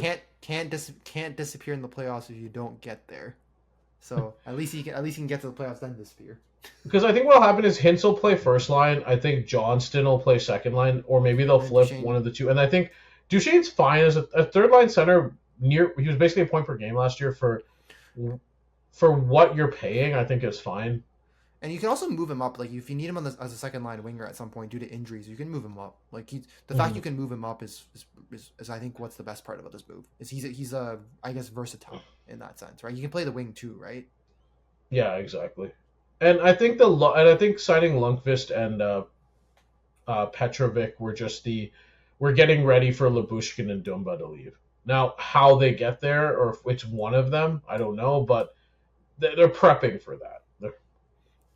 If do you not just tap Columbus and be like, hey, you have a shit ton of salary, you want to take on Dumba and we'll just throw you like a pick or something? Oh, it's gonna happen. There's some teams that need a clear cap space. There's gonna be guys available where teams can either get picks for them or teams can just get a really good asset on the cheap. Like again, Marchment, I have a mixed history with him as a Stars fan, but for what Seattle paid, that's a really good deal in terms of just the value of it, right?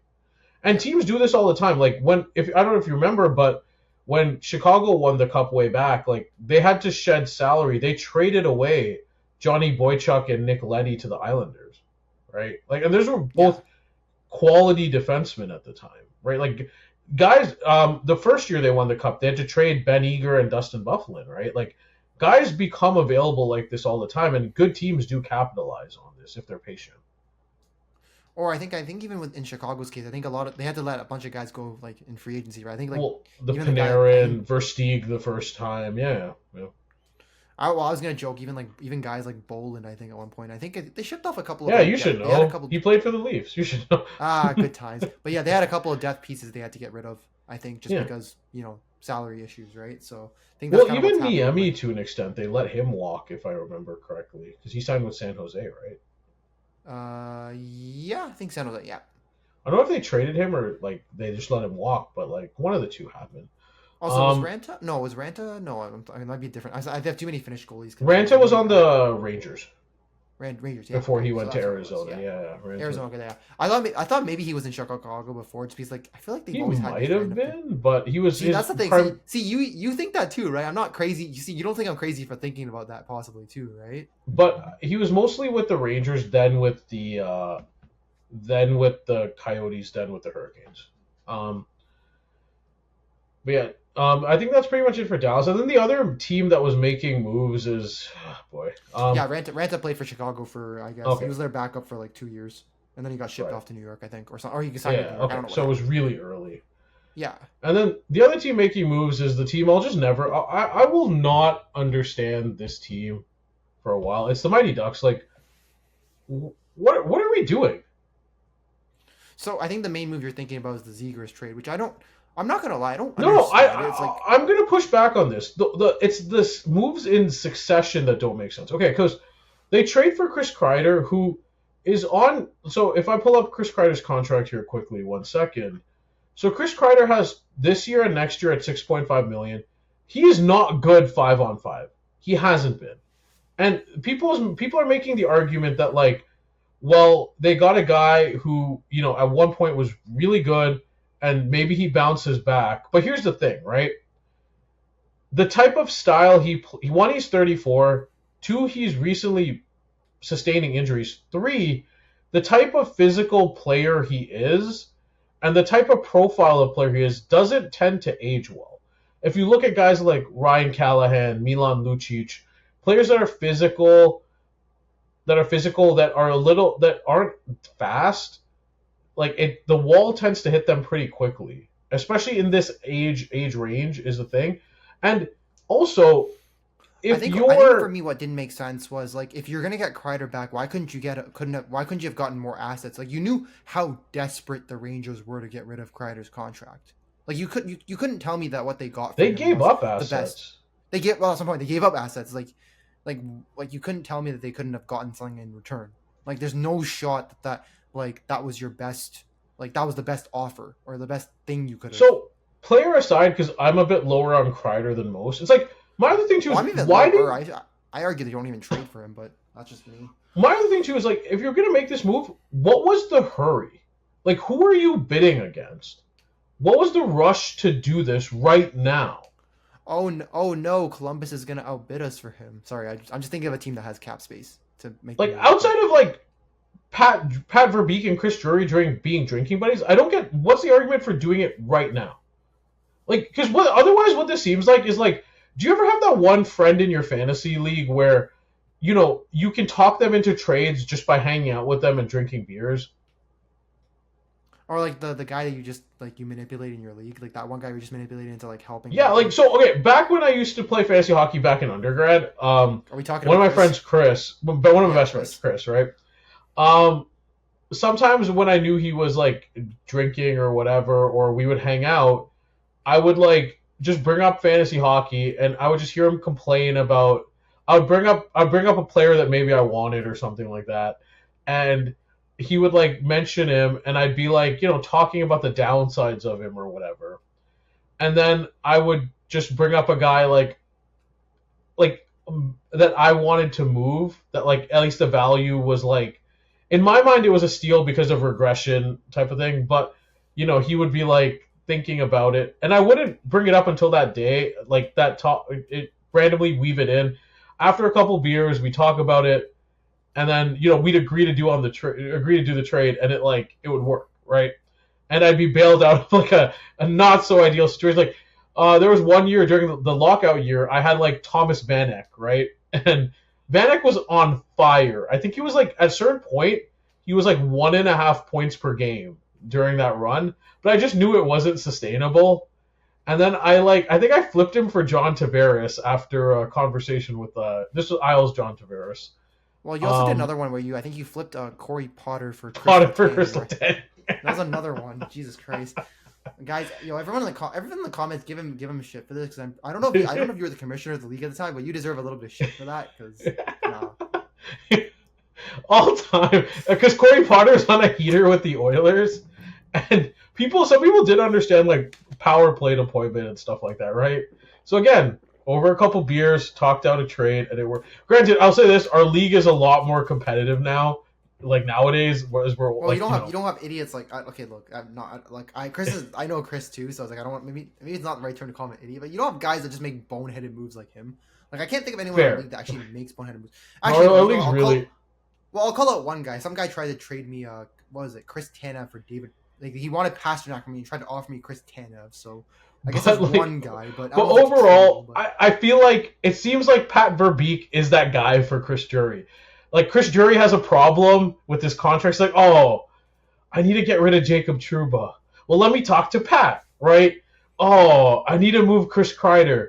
Do I have some time on my schedule? Let me talk to Pat. We'll bring him down to New York. We'll fly him first class. We'll take him out to the bars, bring him the finest wine, and we'll get a deal done. And that's what seems like it's happening. Because if I'm the Ducks, I don't understand why now. And people can say the Ducks need to take on salary because I think they have like $37 million. Yeah, but if you're ridiculous amount. Take on salary, get assets. Don't take on salary for the sake of taking on salary. In conjunction, this move doesn't make sense because they took on Kreider's salary, but they shipped out Zegras. So now we'll talk about this in a second. But like, not only did you take on the older guy, you shipped out the younger guy, and any salary you added on, you've offset by shipping a guy out. Well, also, I hate to say this too, but you've basically shipped Zegras at his lowest value. So like you didn't even get anything worthwhile in return from like I guess the second round pick was the only thing you got back for him, but like a 45th round or a 45th overall like pick, like just with the odds of what they turn into, like you're not going to get probably a very good player with that pick unless you draft really well. But I hate to say this, Anaheim just hasn't really like drafted well, and then they also got back Ryan Poehling, who's kind of did jack shit, but so well, my thing is too. Look, what was the argument of not? We'll talk about Zegras in a second, but what was the argument of not waiting? Here's the thing: they made this trade early. The Stars had to trade Mason Marchment, and everybody knew it. And if you're the Ducks, you could have just got Marchment and say Lyubushkin, and you wouldn't have to give up really anything. Like you could have just been patient, and teams would have had to trade guys on like what maybe, and they're guys you could have got. Like Marchment's better than Kreider is. Yeah. Like and he's younger. That's by far. Yeah, by far. He's by far better. And he's younger, and you could have got him, right? Like I'm just gonna go through some other teams in the league. There are other teams, and I know they have a ton of cap space left. So you can say, well, they could also trade for Marchment. They could also trade for so and so and so and so and whatever. But it's just the idea of like it doesn't make sense to not just wait and see what teams needed to move off of certain guys. Also, maybe it's just me, but could you not maybe have taken Lyubushkin, Dumba, and like Marchment for like a first or something? Like you could have gotten like a real asset back because like you're taking on or like you're a taking second, on that much salary. but... Yeah, if you're taking on that much salary, like Dallas is gonna have to give you an asset. Okay, unless you're just Pat Verbeek dumb and you know like you give up assets to take on salary. Like yeah, I've never heard of a guy giving up or like taking on salary and have to give up assets. But Pat Verbeek has somehow like found a way to do that. Like that's crazy. But there are other guys coming due available as well. Like Vegas is trying to sign Marner apparently. Like they're gonna have to make moves. You can capitalize on that, right? The Isles might want to shed some salary as well. You can capitalize on it. And the weird thing is they just keep going back to the Rangers. Well, Chris Drury's like, thank you very much. I appreciate the help, guys. Like, why is that a thing? Like, it's just so frustrating. Or even like, for example, I don't know if this is going to be the case, but maybe the Canucks want to get something in free agency, and maybe they want to move off Connor Garland. That's a guy you can add that's useful, and maybe you don't have to pay a ton for it. Like, there's all these guys that are like available. But for some reason, not only were you not patient, you just jumped on Chris Kreider right away when arguably like he might be the worst option available. That's the thing I don't understand. I mean, I think like again, I go back to one of Garth Snow's few good moves. They waited and waited and waited. The Blackhawks needed to move guys, and they got Boychuk and Leddy for basically fortified their top four for nothing. Like these teams have to make moves, and like the asking price always goes down the closer we get to free agency and the draft, right? And also, why not wait till after the draft? Why not do it during the draft? Why was this such a thing you had to do now? It just doesn't make sense. How drunk do you think Verbeek was on a scale of 1 to 10 when he made the move? I'm saying like 11. Honestly, like the way he's been managing the Ducks, he might be drunk all the time. He might be like 2 Chainz, man. He might be drunk and high at the same time, sipping champagne on the airplane. You know what I mean? Like I don't know, but it's crazy. And then, like I said, the Zegras part too. So for that trade, like I thought that was a steal for Philly because it's like, why not? Like why not? Yeah, I mean, if you're Philly, like the assets you gave up in Paling and like the second round pick, you're not getting much out of that second round pick. You might as well see if Zegras can regain his like rookie season form, right? Because if he does find it, then like great, like you basically got him for nothing. Also, I don't think Zegras' contract is like anything crazy too, right? So it's $5.75 million, which is crazy because they took on Kreider, who was 6.5. They took on more salary. The Ducks did when they got Kreider than shipping it. They actually like somehow, but the salary net was only 0.7, so it's $700K difference basically. Which, like, and why? Like, what's Anaheim gonna do next? Like, you'll watch. Like, here's what's gonna happen. They're gonna take on Dumba and Lyubushkin for nothing too. Just watch. If you're Dallas, and you're like, gonna start calling Anaheim. And like, with Zegras, it's like he's 24. There's so much upside. Like, he's like he's struggled, but like the upside is still there. Like he's a former. The upside is a top 6 forward that's 24 that goes with whoever you draft this year, plus Michkov, plus maybe Forster if he's in your long-term plans. Like, and these are the swings you take as a rebuilding team. It's a depreciated asset who's shown a lot of promise. And you basically got him for nothing. Like, the odds of that second-round pick being as good as Zegras is slim to none. Yeah. Especially with Pat Verbeek doing the drafting. It's slim to none. I just don't... Yeah, like, I just think that move was perfect. Like, wouldn't you at least want to see... Like, I doubt Joel Quenneville was watching Ducks tape being like, yes, I need to trade Trevor Zegras right now. Like, I doubt that. Like, because apparently he was meeting with Cal Beach and doing all this charity work. If I'm Joel Quenneville and I know I can get now knowing that the Ducks signed me, I'd honestly just debate resigning and just trying to find a better job. Because like, why would I want to go to the Ducks? I don't know if you can do that. I don't know. Why would I want to go to the Ducks? Like, that's a serious question. The only issue Quenneville runs into is like if Pat Verbeek gets fired, he's a lame, no pun intended, he's a lame duck coach, right? But I mean, at the end of the day, it's like, at the end of the day, man, you take what you can get when you're in Joel Quenneville's spot at that point, right? Like, what are you gonna do? Be like, no? Like the only way... My argument is, like, if Stan Bowman got a job, then I can definitely get a job again somewhere else, right? Plus, like, why would I want to coach the Ducks if, like, I'm watching, like, my young talent getting traded away and we're taking on shitty veterans just to hit the cap floor? Like, what upside is there to coaching that team? This team has a lot of, like, there has some young talent. It's surprisingly an older team, too.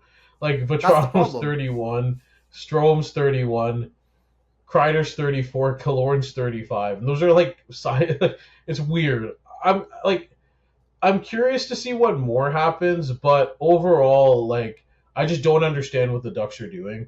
Both, like, with this move and with trading, both with the Kreider move so early and trading Zegras, I just don't understand it.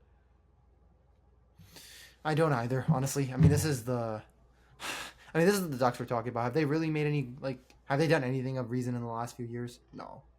Like, their coaching hirings have been bad. Well, their coaching hirings, yeah.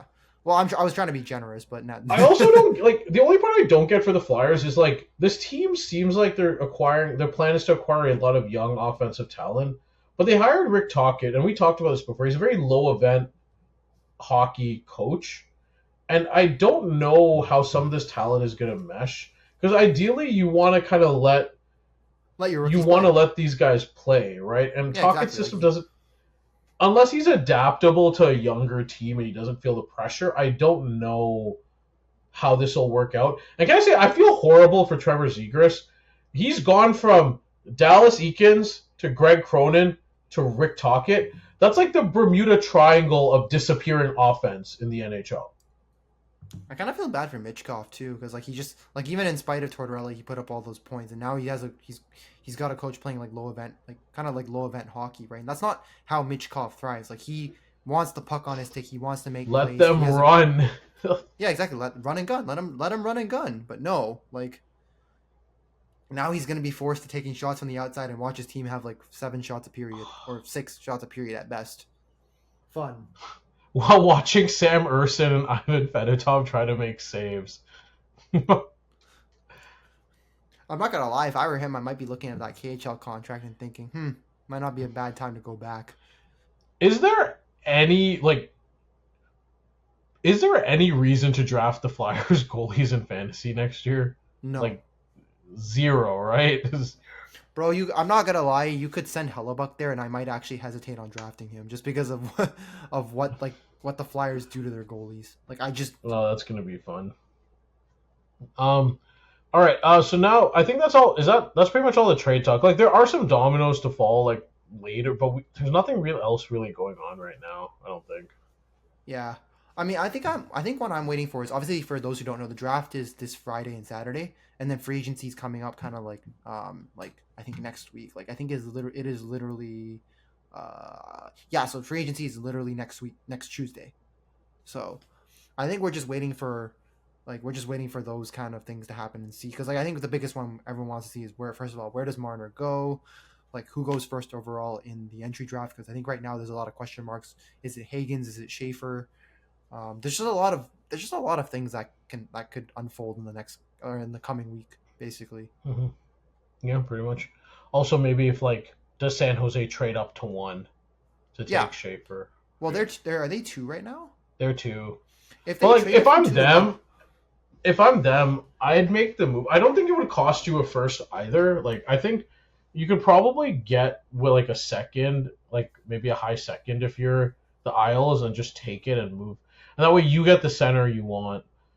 You get the franchise center you badly need, and then San Jose gets the franchise defenseman they badly need. I just think my prediction, without knowing anything, is that those two teams swap picks at some point. Yeah, because San Jose needs a defenseman, so they want Schaefer. And also, San Jose just has too many assets right now. They can't make all these picks that they have in theory. Right? I mean, they could. It's just the problem is the picks probably won't amount to much. So you might as well use them and get some more established Right, consolidate them. Yeah, exactly. That's one of my draft predictions. Well, they also have the cap space too to make some actual signings too. So I'm kind of curious to see what direction they kind of pivot, because their defense needs a lot of work. So I would like to see the other move I could see if the Isles stand pat and take Schaefer is maybe if the Sharks trade for Dobson would be the other one. Honestly, I'd be down for that, because the Sharks' D-core is brutal. You can't tell me. If they trade for Dobson and sign Ekblad, that's not bad, right? They're not a playoff team, but they're at least close. But to a playoff team Miles, it gives Askarov something. Rather than kill the poor guy, yeah. But I think it's funny because even Askarov looked pretty good in spite of how shitty his team in front of him was. So it's if you give him an actual DM, actually might be kind of scary to see how he ends up. Hopefully he's not like he is in junior, where he loses his stick and gives up a ton of goals at bad times, but we'll see. I don't know, man. I would love another Tim Thomas in the NHL, and Askarov plays so much like Tim Thomas. It's enjoyable. Tim Thomas, man, one of my favorite peak periods of a goalie ever. And I say this as a guy who does not a big Bruins fan, but it was one of the shorter peaks, though, right? It was enjoyable at last. It's still an all-time peak, but it didn't last very long. That's the sad thing. I think it was sad that it just didn't last as long as it could have. Yeah, for sure. The NHL, right? So, because he got there older, right? So he was 33, 34 by the time he got there. It was crazy. What was it? 2 Vezinas, a Conn Smythe is wild. That's more than some goalies accomplish in an entire. Their whole most career, goalies. and he did it over the course of like 3 to 5 years essentially. And let's not get twisted. He was the reason Boston won that series. Like he was it. Yeah. All right. Moving on. So we're gonna kind of talk about the NHL awards here a bit. And then kind of just go into what we thought like our first team, second team, end of the year was. So was there any real surprises to you on the award stuff, or? I don't know if this is a surprise, but I mean, Hellebuck getting the Hart was a little surprising. Not in the sense that just because there were like qualified forwards. Yeah, there's qualified forwards, but I think it's just like it's so rare to see a goalie win. I will say Hellebuck did everything he needed to do as a goalie to get it. It's just I didn't think that the voters would actually pick him because like the last time a goalie, had the chance, I think it was Shesterkin was the last goalie that had a real shot at winning it. And like the last goalie who actually won it was Price, and then I think it was Hasek before that, right? And those guys had like crazy ass years. Although, again, Hellebuck had a crazy enough year that he probably could have warranted it, right? I just didn't think they'd pick a goalie because a lot of times, like I think in a lot of sports, like goalies just don't get rated the same. Like I remember in soccer, for example, like I think the Ballon d'Or that one year, like I think although Neuer was in the top 3, I didn't think he'd win it, right? I don't know. I think goalkeepers in sports in general just aren't rated enough typically. Well, so what's interesting is years goalies win are similar to pitchers winning MVP in baseball, where like the year a pitcher wins, it usually means there was a dearth of or lack of offensive candidates. And this year wasn't the case. Like Draisaitl could have won, Kucherov could have won, McKinnon could have won. They were all viable candidates to win. And if you look at the years the goalies traditionally won, like Carey Price won the year Jamie Benn scored 87 points, if I remember correctly. And Jamie Benn won the Art Ross with 87 points, which was like a real down year offensively. So Carey Price winning that year made sense. There was a real debate between Theodore and Iginla, because I remember Theodore didn't even make the NHL first team All-Star that year. And I think Theodore the year that Theodore won the Hart, I think didn't he carry Montreal in their first round series against Boston? Because I think they were the 8th seed against the 1 seed, and they basically won that series off the back of Theodore. I don't know if you remember the save he made in Game 6, the spinning stick off his blocker save that off Guerin. I think was it Guerin or Murray? I don't remember who it was, but you might be right. But I remember there was like that was a bit more controversial because everyone thought Iginla was going to win that year, if I remember correctly, and it was really close. But normally when there is a qualified forward, again outside of the 90s, because those years where Hasek, guys like that were winning, like goalies were a lot more like looked on a lot more differently than they are now, right? For a goalie to win now is insane, especially when there are like guys like Draisaitl put up his offensive years, Kucherov, what he did, McKinnon, what he did, guys like that who had really good years that were available to win the award and played. And like you could have honestly made an argument for even like Makar or like, somebody like that, right? But to give it to Hellebuck, and like he is worthy, right? He basically was the best goalie in the league. He was pretty much close to like winning the Triple Crown for goalies. And he was the force behind the best team in the league. I just didn't know if the voters would... Like, I had him number 1. I just didn't know if the voters would get there as well, but they did. I mean, and then props to the voters. I honestly think if there's one year that a goalie should have won it, probably... I mean, this year could have been the one, right? So this year or the Shesterkin year, I thought were the two for sure. Well, I think Hellebuck deserves it more. I think he did it on higher volume, right? Whereas Shesterkin had a lower volume the year that he did it. I mean, still impressive stats. Don't get me wrong; it's hard for goalies to get those numbers to begin with. But I think Hellebuck doing it in the number of games that he did play. I think the number of games he did play probably just gave him just enough of an edge. I think this year, because I genuinely think that Draisaitl could have taken the Hart. Honestly. Yeah, and Draisaitl also was worthy because he's not only was good offensively, he was Selke level good this year defensively, which has normally been a criticism of his game. This year is really good. The other thing I thought that was interesting, besides that awards-wise, I mean, Makar winning was just once the Jackets missed the playoffs and Hughes kept missing time, that one just felt really obvious. I think the other thing that's of note is like Morrissey finishing in the top 5 again, like just beacon of consistency the last couple of years, but Makar's been the best defense. Like, I think Hughes was better like to me, it's Hughes and Makar's neck and neck. But Makar's been, in terms of body of work since he got in the league, has probably been the best defenseman in the league. So it's not terribly surprising. Hellebuck winning the Vezina, not surprising. I think the Jack Adams I was looking at, I think Carberry, like I do think given how Washington turned around, like the turnaround Washington's had, he probably deserved it for that. I would have given it to Montgomery, but I get it. I get the Carberry thing either way. I think my thing is the problem with the Jack Adams is it's the best team, the coach on the best team will probably just, it's just very rare that the coach on the best team ever wins it because it just, I feel like people always attribute it. People always attribute it to like them just having a good team rather than the coach. Because like, look, like Paul Maurice is a very good coach for the Panthers. Like, now I don't know if how great of a coach he'd be on other teams, but like he's perfect for that team, right? The players they have, his coaching style, I think fits perfectly the Panthers. But he's never going to win a Jack Adams just because like the problem is people are going to look for that. If John Cooper didn't win it that year with Tampa, where I know they got swept by Columbus in the playoffs, but that regular season was insanity. Was just pure dominance, right? Domination. So and if he didn't win it, who gets it? Yeah. I just don't see. It's always going to be the comeback story. I just thought Montgomery had an argument for where the Blues were, and some of the guys that elevated their play. But again, Carberry's fine. The Selke kind of shows you. I thought it was really telling that the Blues, as soon as they saw he was available, like just quickly fired their coach and said, "You're coming on board." Like they jumped I respect on it that. quickly. I think more teams need to do stuff like that. Like if you think somebody's available and you think they're better, upgrade. Like this isn't. Vegas runs their team so ruthlessly that like I have to respect it because it's like they understand what it is and they understand that if they need to get better, they need to make these moves and they do it. And I love that. Like I begrudgingly respect that about them. And more teams need to do that. Like if you think he was better and you wanted him and he just was unavailable and you think he's the guy, go get him. Like if he's available, especially because there's no cap hit on coaches. Like just eat the money and go get the guy you want. I feel like the only time you can't do that is you have a cheap owner. But I don't think any owners in the league are that cheap. I don't think. At least not. Maybe Jeremy Jacobs, but okay, yeah, him.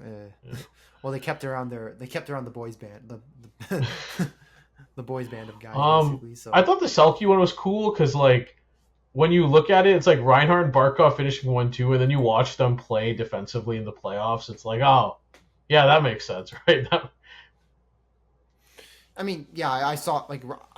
I think when we discussed it, I did have Reinhart ahead of like Barkov at I think when we talked about it mid-season. I think Barkov. I do think Barkov being the center just does give him a bit of an edge. Plus, like Barkov's defensive play has never like been questioned, and I think it is really hard as a winger to win the Selke nowadays. Like it is just, especially when the other guy you're competing is your very own is pretty much your centerman, right? It's worse when it's the guy that's on your team. Like it just makes it that much more difficult. Do you think Barkov goes on like a Bergeron-esque run? Like it's possible, right? Like Kopitar's older. I mean, there's Cirelli and Hagel. There's obviously his own teammate. Heischer's really good, but like, and then I think Barkov is just like eons ahead of everybody else. Like I generally do think like it's possible he's our Bergeron. Like he's gonna go on that Bergeron run with the Selke, right? Like it's possible. I mean, heck, didn't he win a Selke during Bergeron's era anyway? Yeah, in 2020, 2021. He won the Selke that year. So he actually was one of the few people to win it when Bergeron was still around. And I think that's impressive. That's a good trivia question. Like guys who won a Selke during like it's not many. It's Barkov, Couturier, it's Kopitar, blanking on I think there's one or two other guys. But yeah, like it's not many, weirdly. Yeah, it's a very small list. Mm-hmm. I mean, yeah, but those were the main ones I thought were interesting. I mean, you could rename the award to the Bergeron Award at this point. Honestly, it might be renamed to the Barkov Award soon. At this rate, who knows? I'd honestly think they should do a renaming of the awards at a certain point. Like, I think the goalie one should be the Dominic Hasek Award, and also like the fact that it has dominate to an extent is kind of cool. I think the Norris could be the Bobby Orr trophy. Yeah, Bobby Orr, and then like the Lindsay could be the Gretzky. Like yeah. I'm trying to think of other. Like honestly, I think the Rocket could be the Ovechkin at a certain point, or the Ovi. Like that would be like again. I think at some point the awards do need to kind of evolve with the times name wise, because we are just getting so far removed from those eras, right? Because I was gonna say, isn't the Norris Trophy just named after the Blackhawks owner who just donated the trophy to the league? Basically, I think isn't that so. what the story? Isn't that basically the story behind that? Like, there's no. And I think like, I it's think not we're even- more established where you can start like reflecting the legacy of players in awards, right? Yeah, I think it's more than enough. We have enough history in this league. It's not like this is like the NHL's like second year in existence kind of thing. Like we have basically hundreds, like at least 100 years. It's not like the PWHL where their trophy's called the Walter Cup because Mark Walter owns literally every team in the league. It's not like we're not there, right? Like, yeah.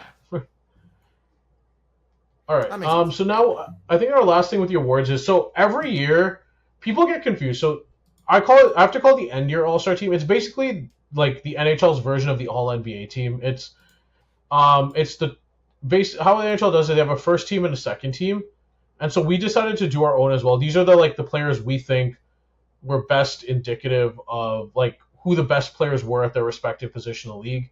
So just a couple things. It's center, left wing, right wing, 2 defensemen, and a goalie for the first team and the second team each. And while we differentiate between left wing and right wing for the teams, we didn't differentiate between left-handed and right-handed D. Yeah. Well, not Yeah. well, yeah. Left side. I think you mean left side, right side, right? Not left-handed. Sorry, yeah. Yeah. Okay.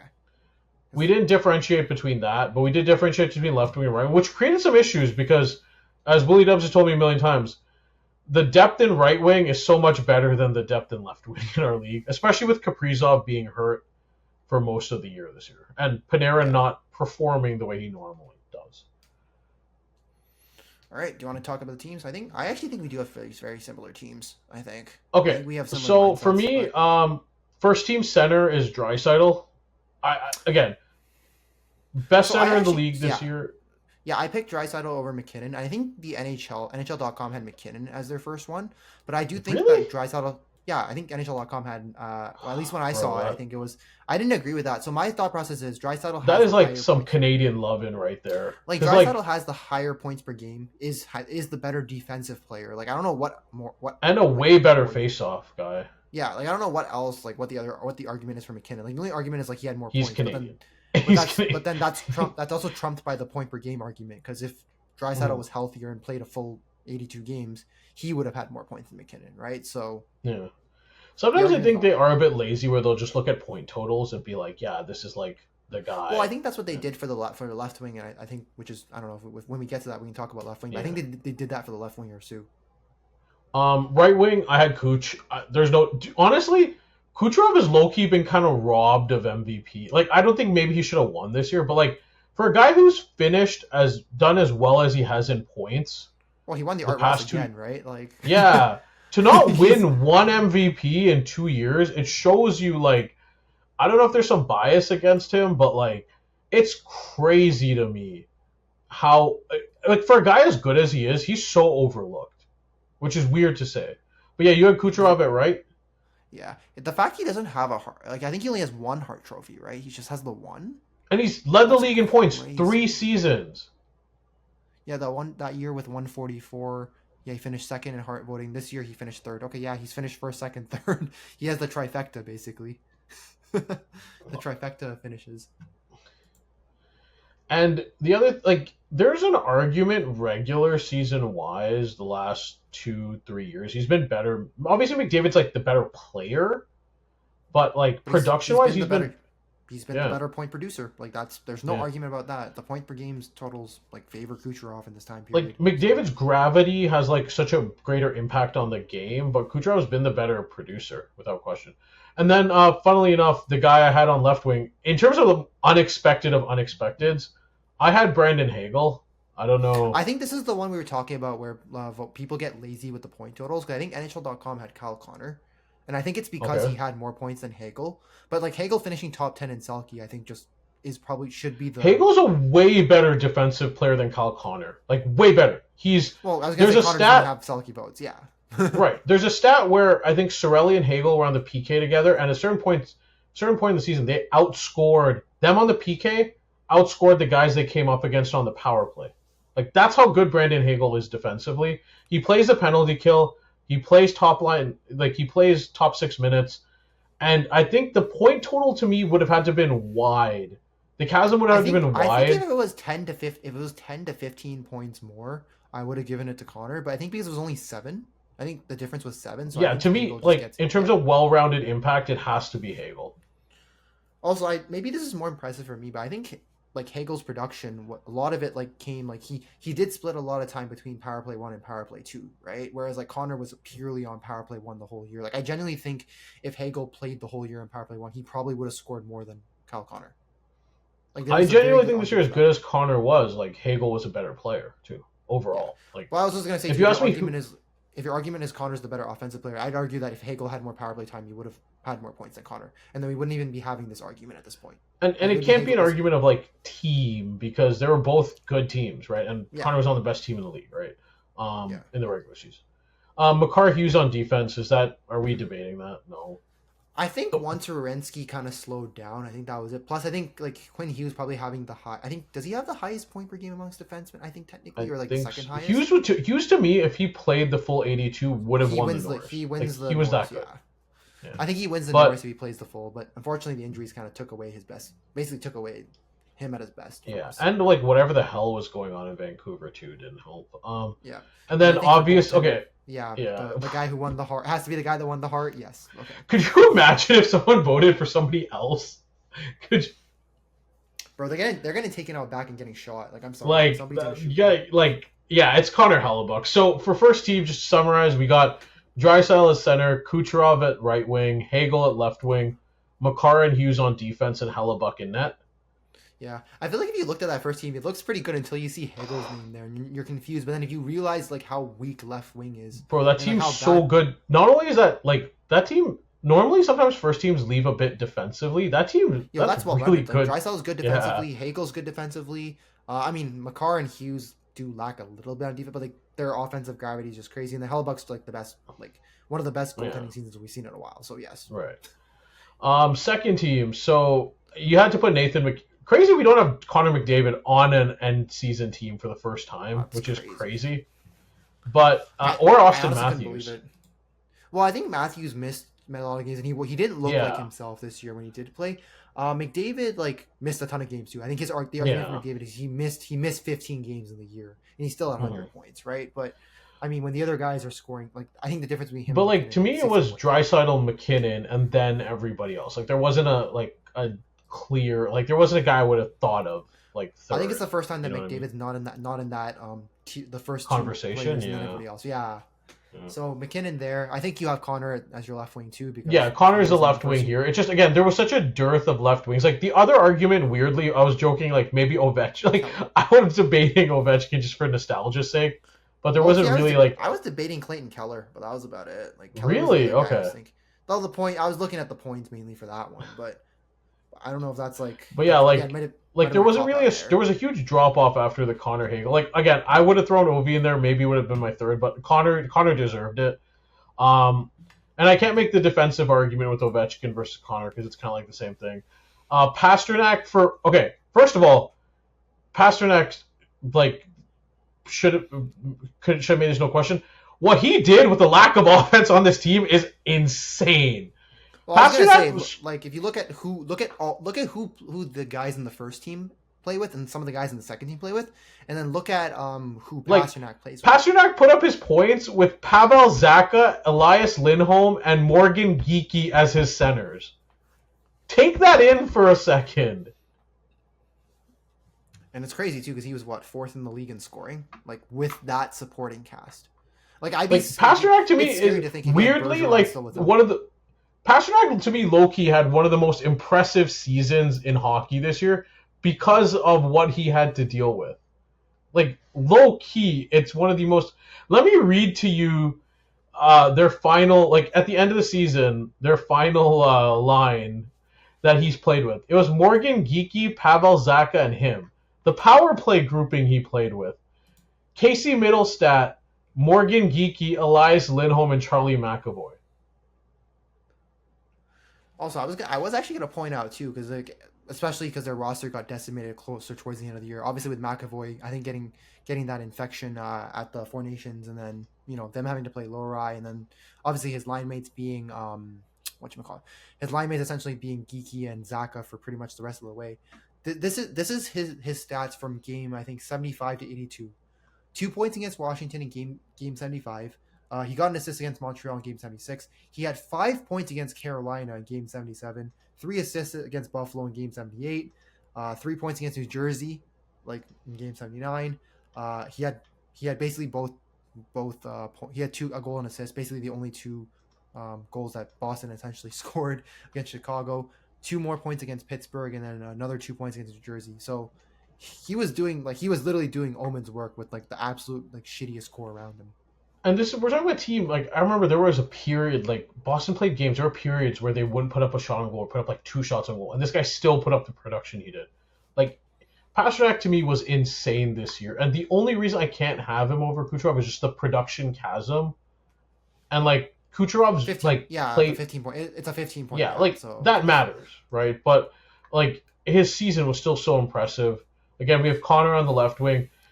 Werenski obviously had to make the second team. He just a one-man carry job at certain points for the Blue Jackets. I know you said you had Hedman. I had Josh Morrissey. I just think Morrissey was really good this year, and he was rated one of the best defensive defense. I think he was like, according to Dom or Jay Fresh, was top 10 in their defensive metrics as well.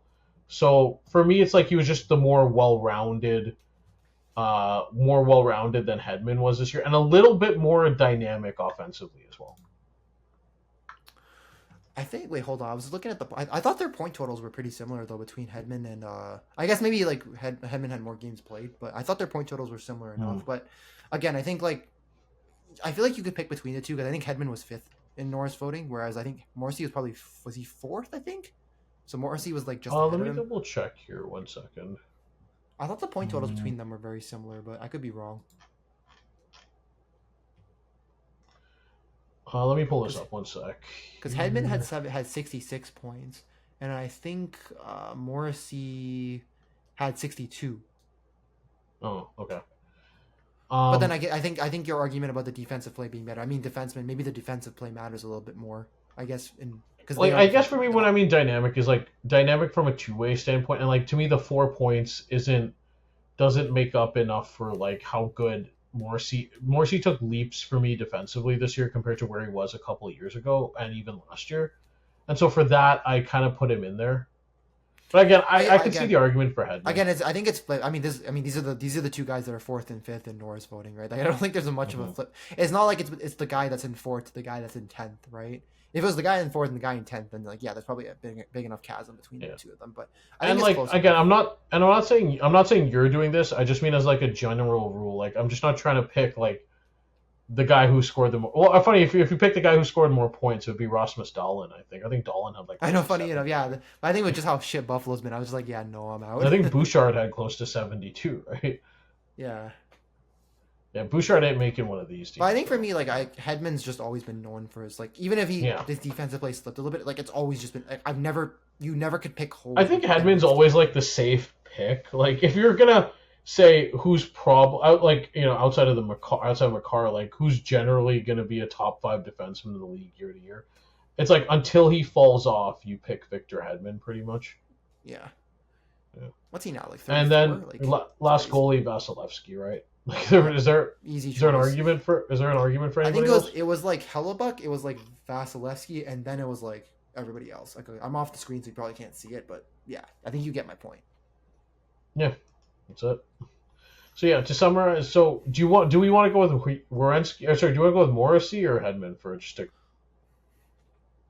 You know what? I'll give it to you just because of the Norris. Like, let's go Morrissey then, because I do think like the Norris voting has an impact. Like, if one's higher than the other, then let's give it to Morrissey. Okay, all right. So just to summarize our first team and second team. So first team, Draisaitl, Kucherov, and Hagel as the forwards. Makar and Hughes as the defensemen.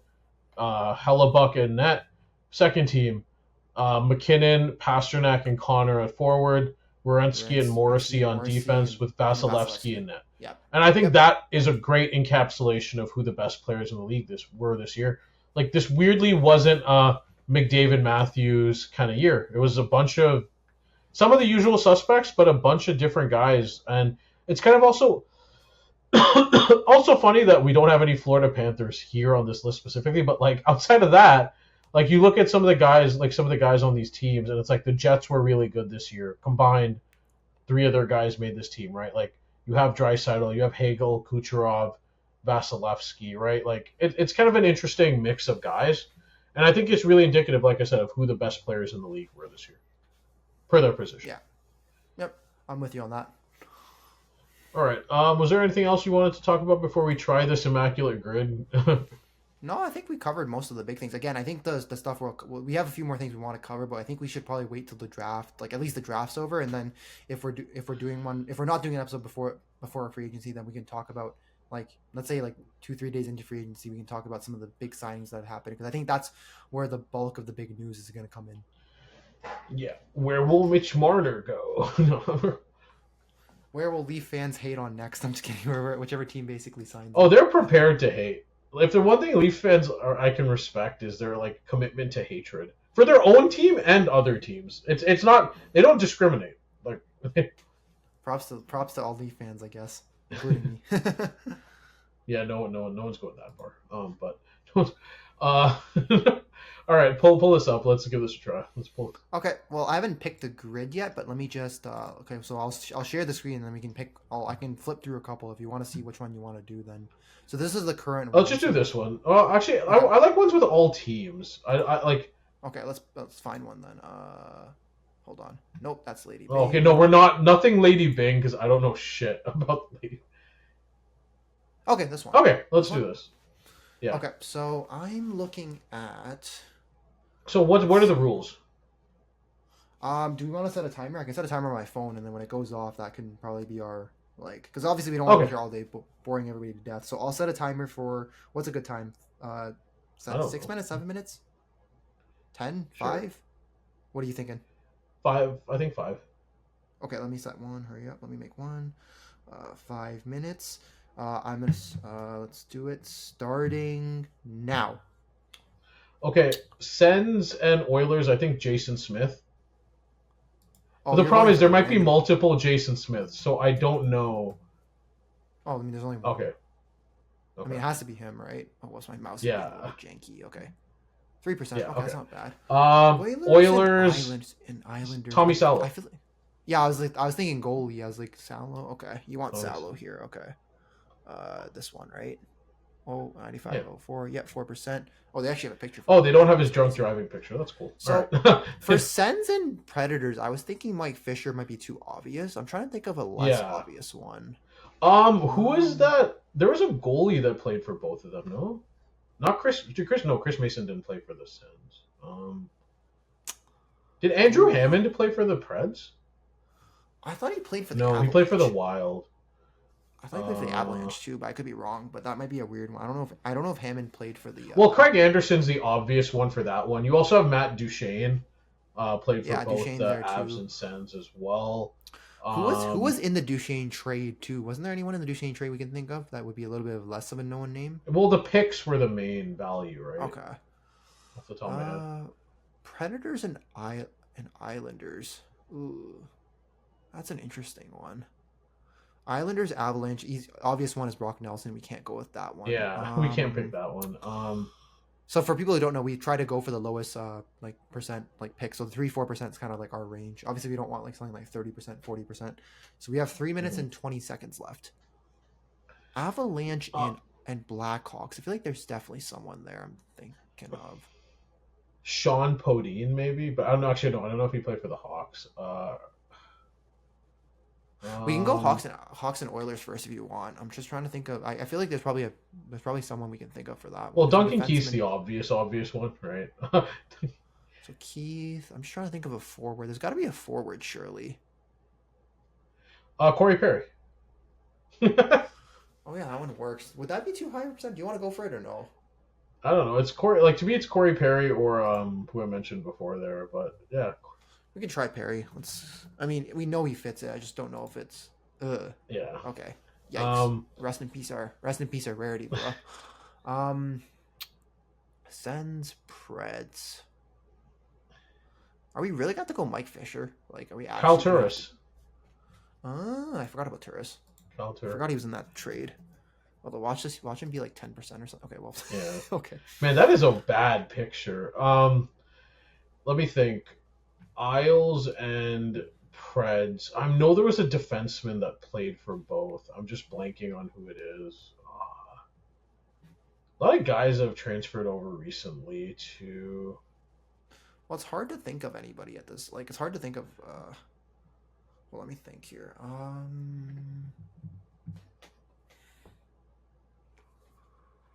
Man, this is tough.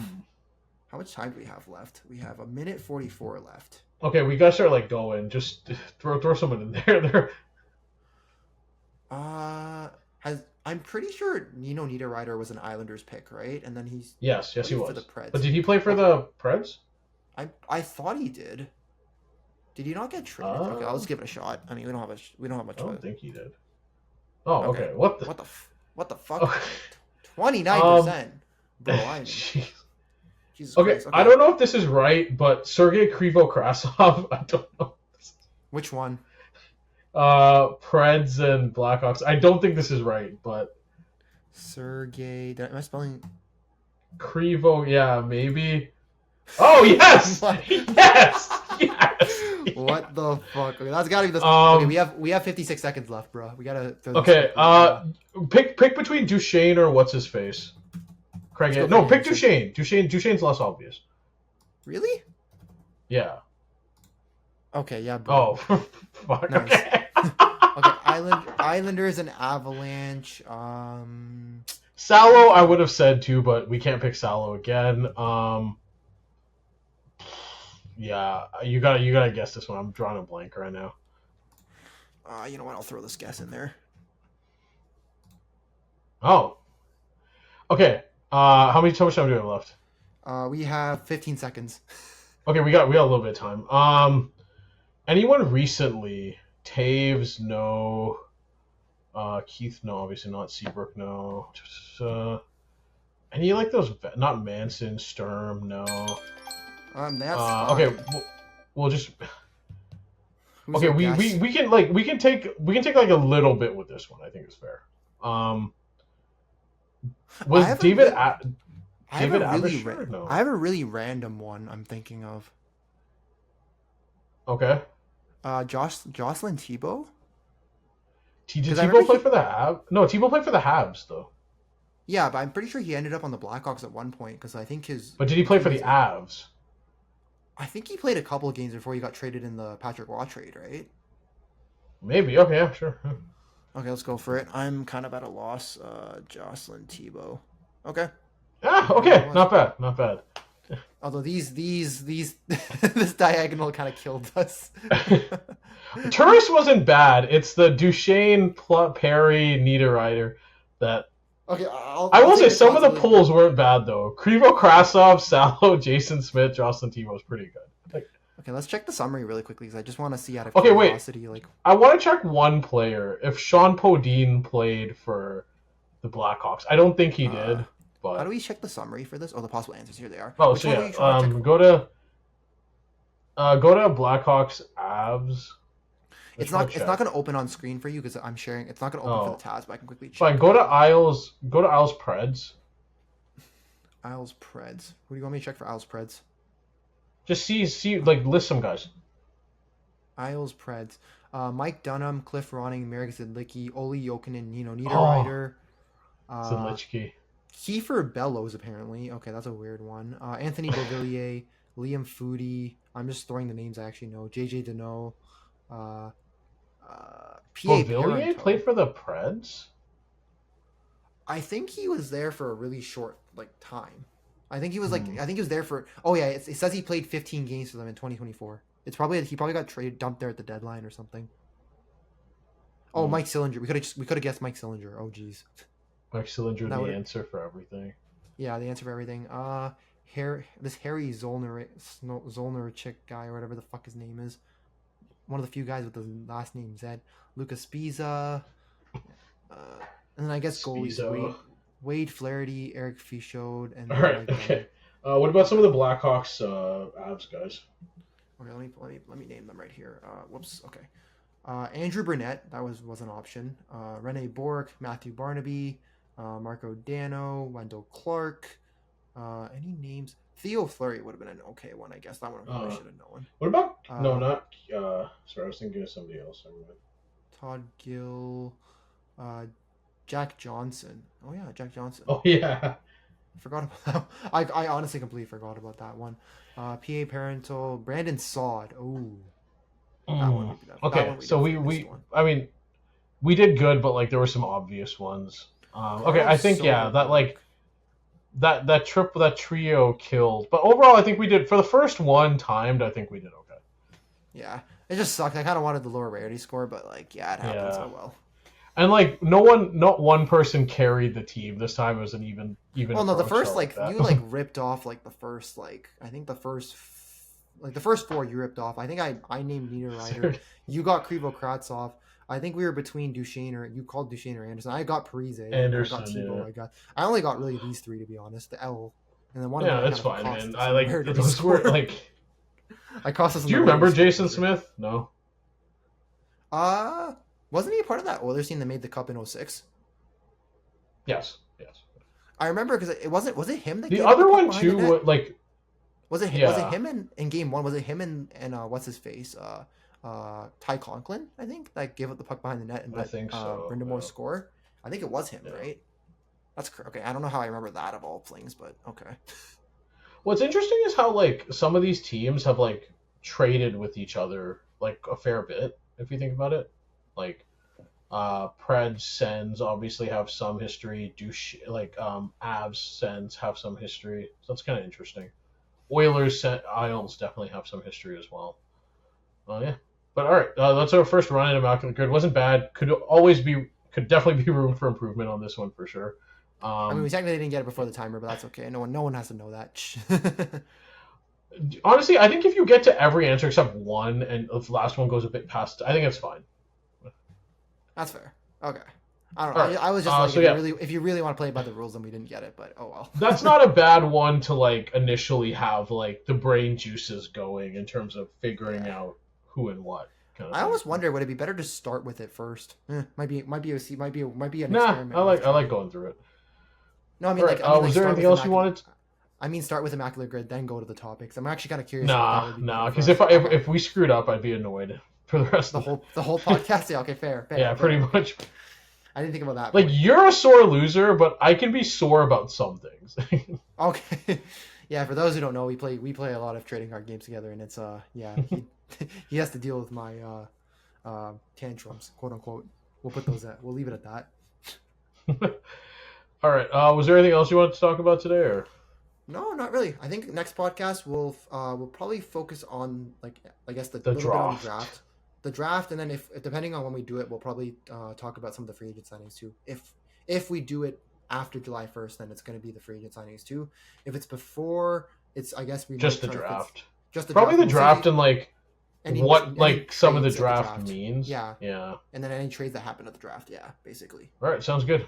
All right, guys. Well, that wraps up this podcast. It's been a long one, so I appreciate you checking in. If you are, again, for us to Tone the Crease, I'm SJ. That's WillyDubz. We're signing out. Signing out. Catch you there.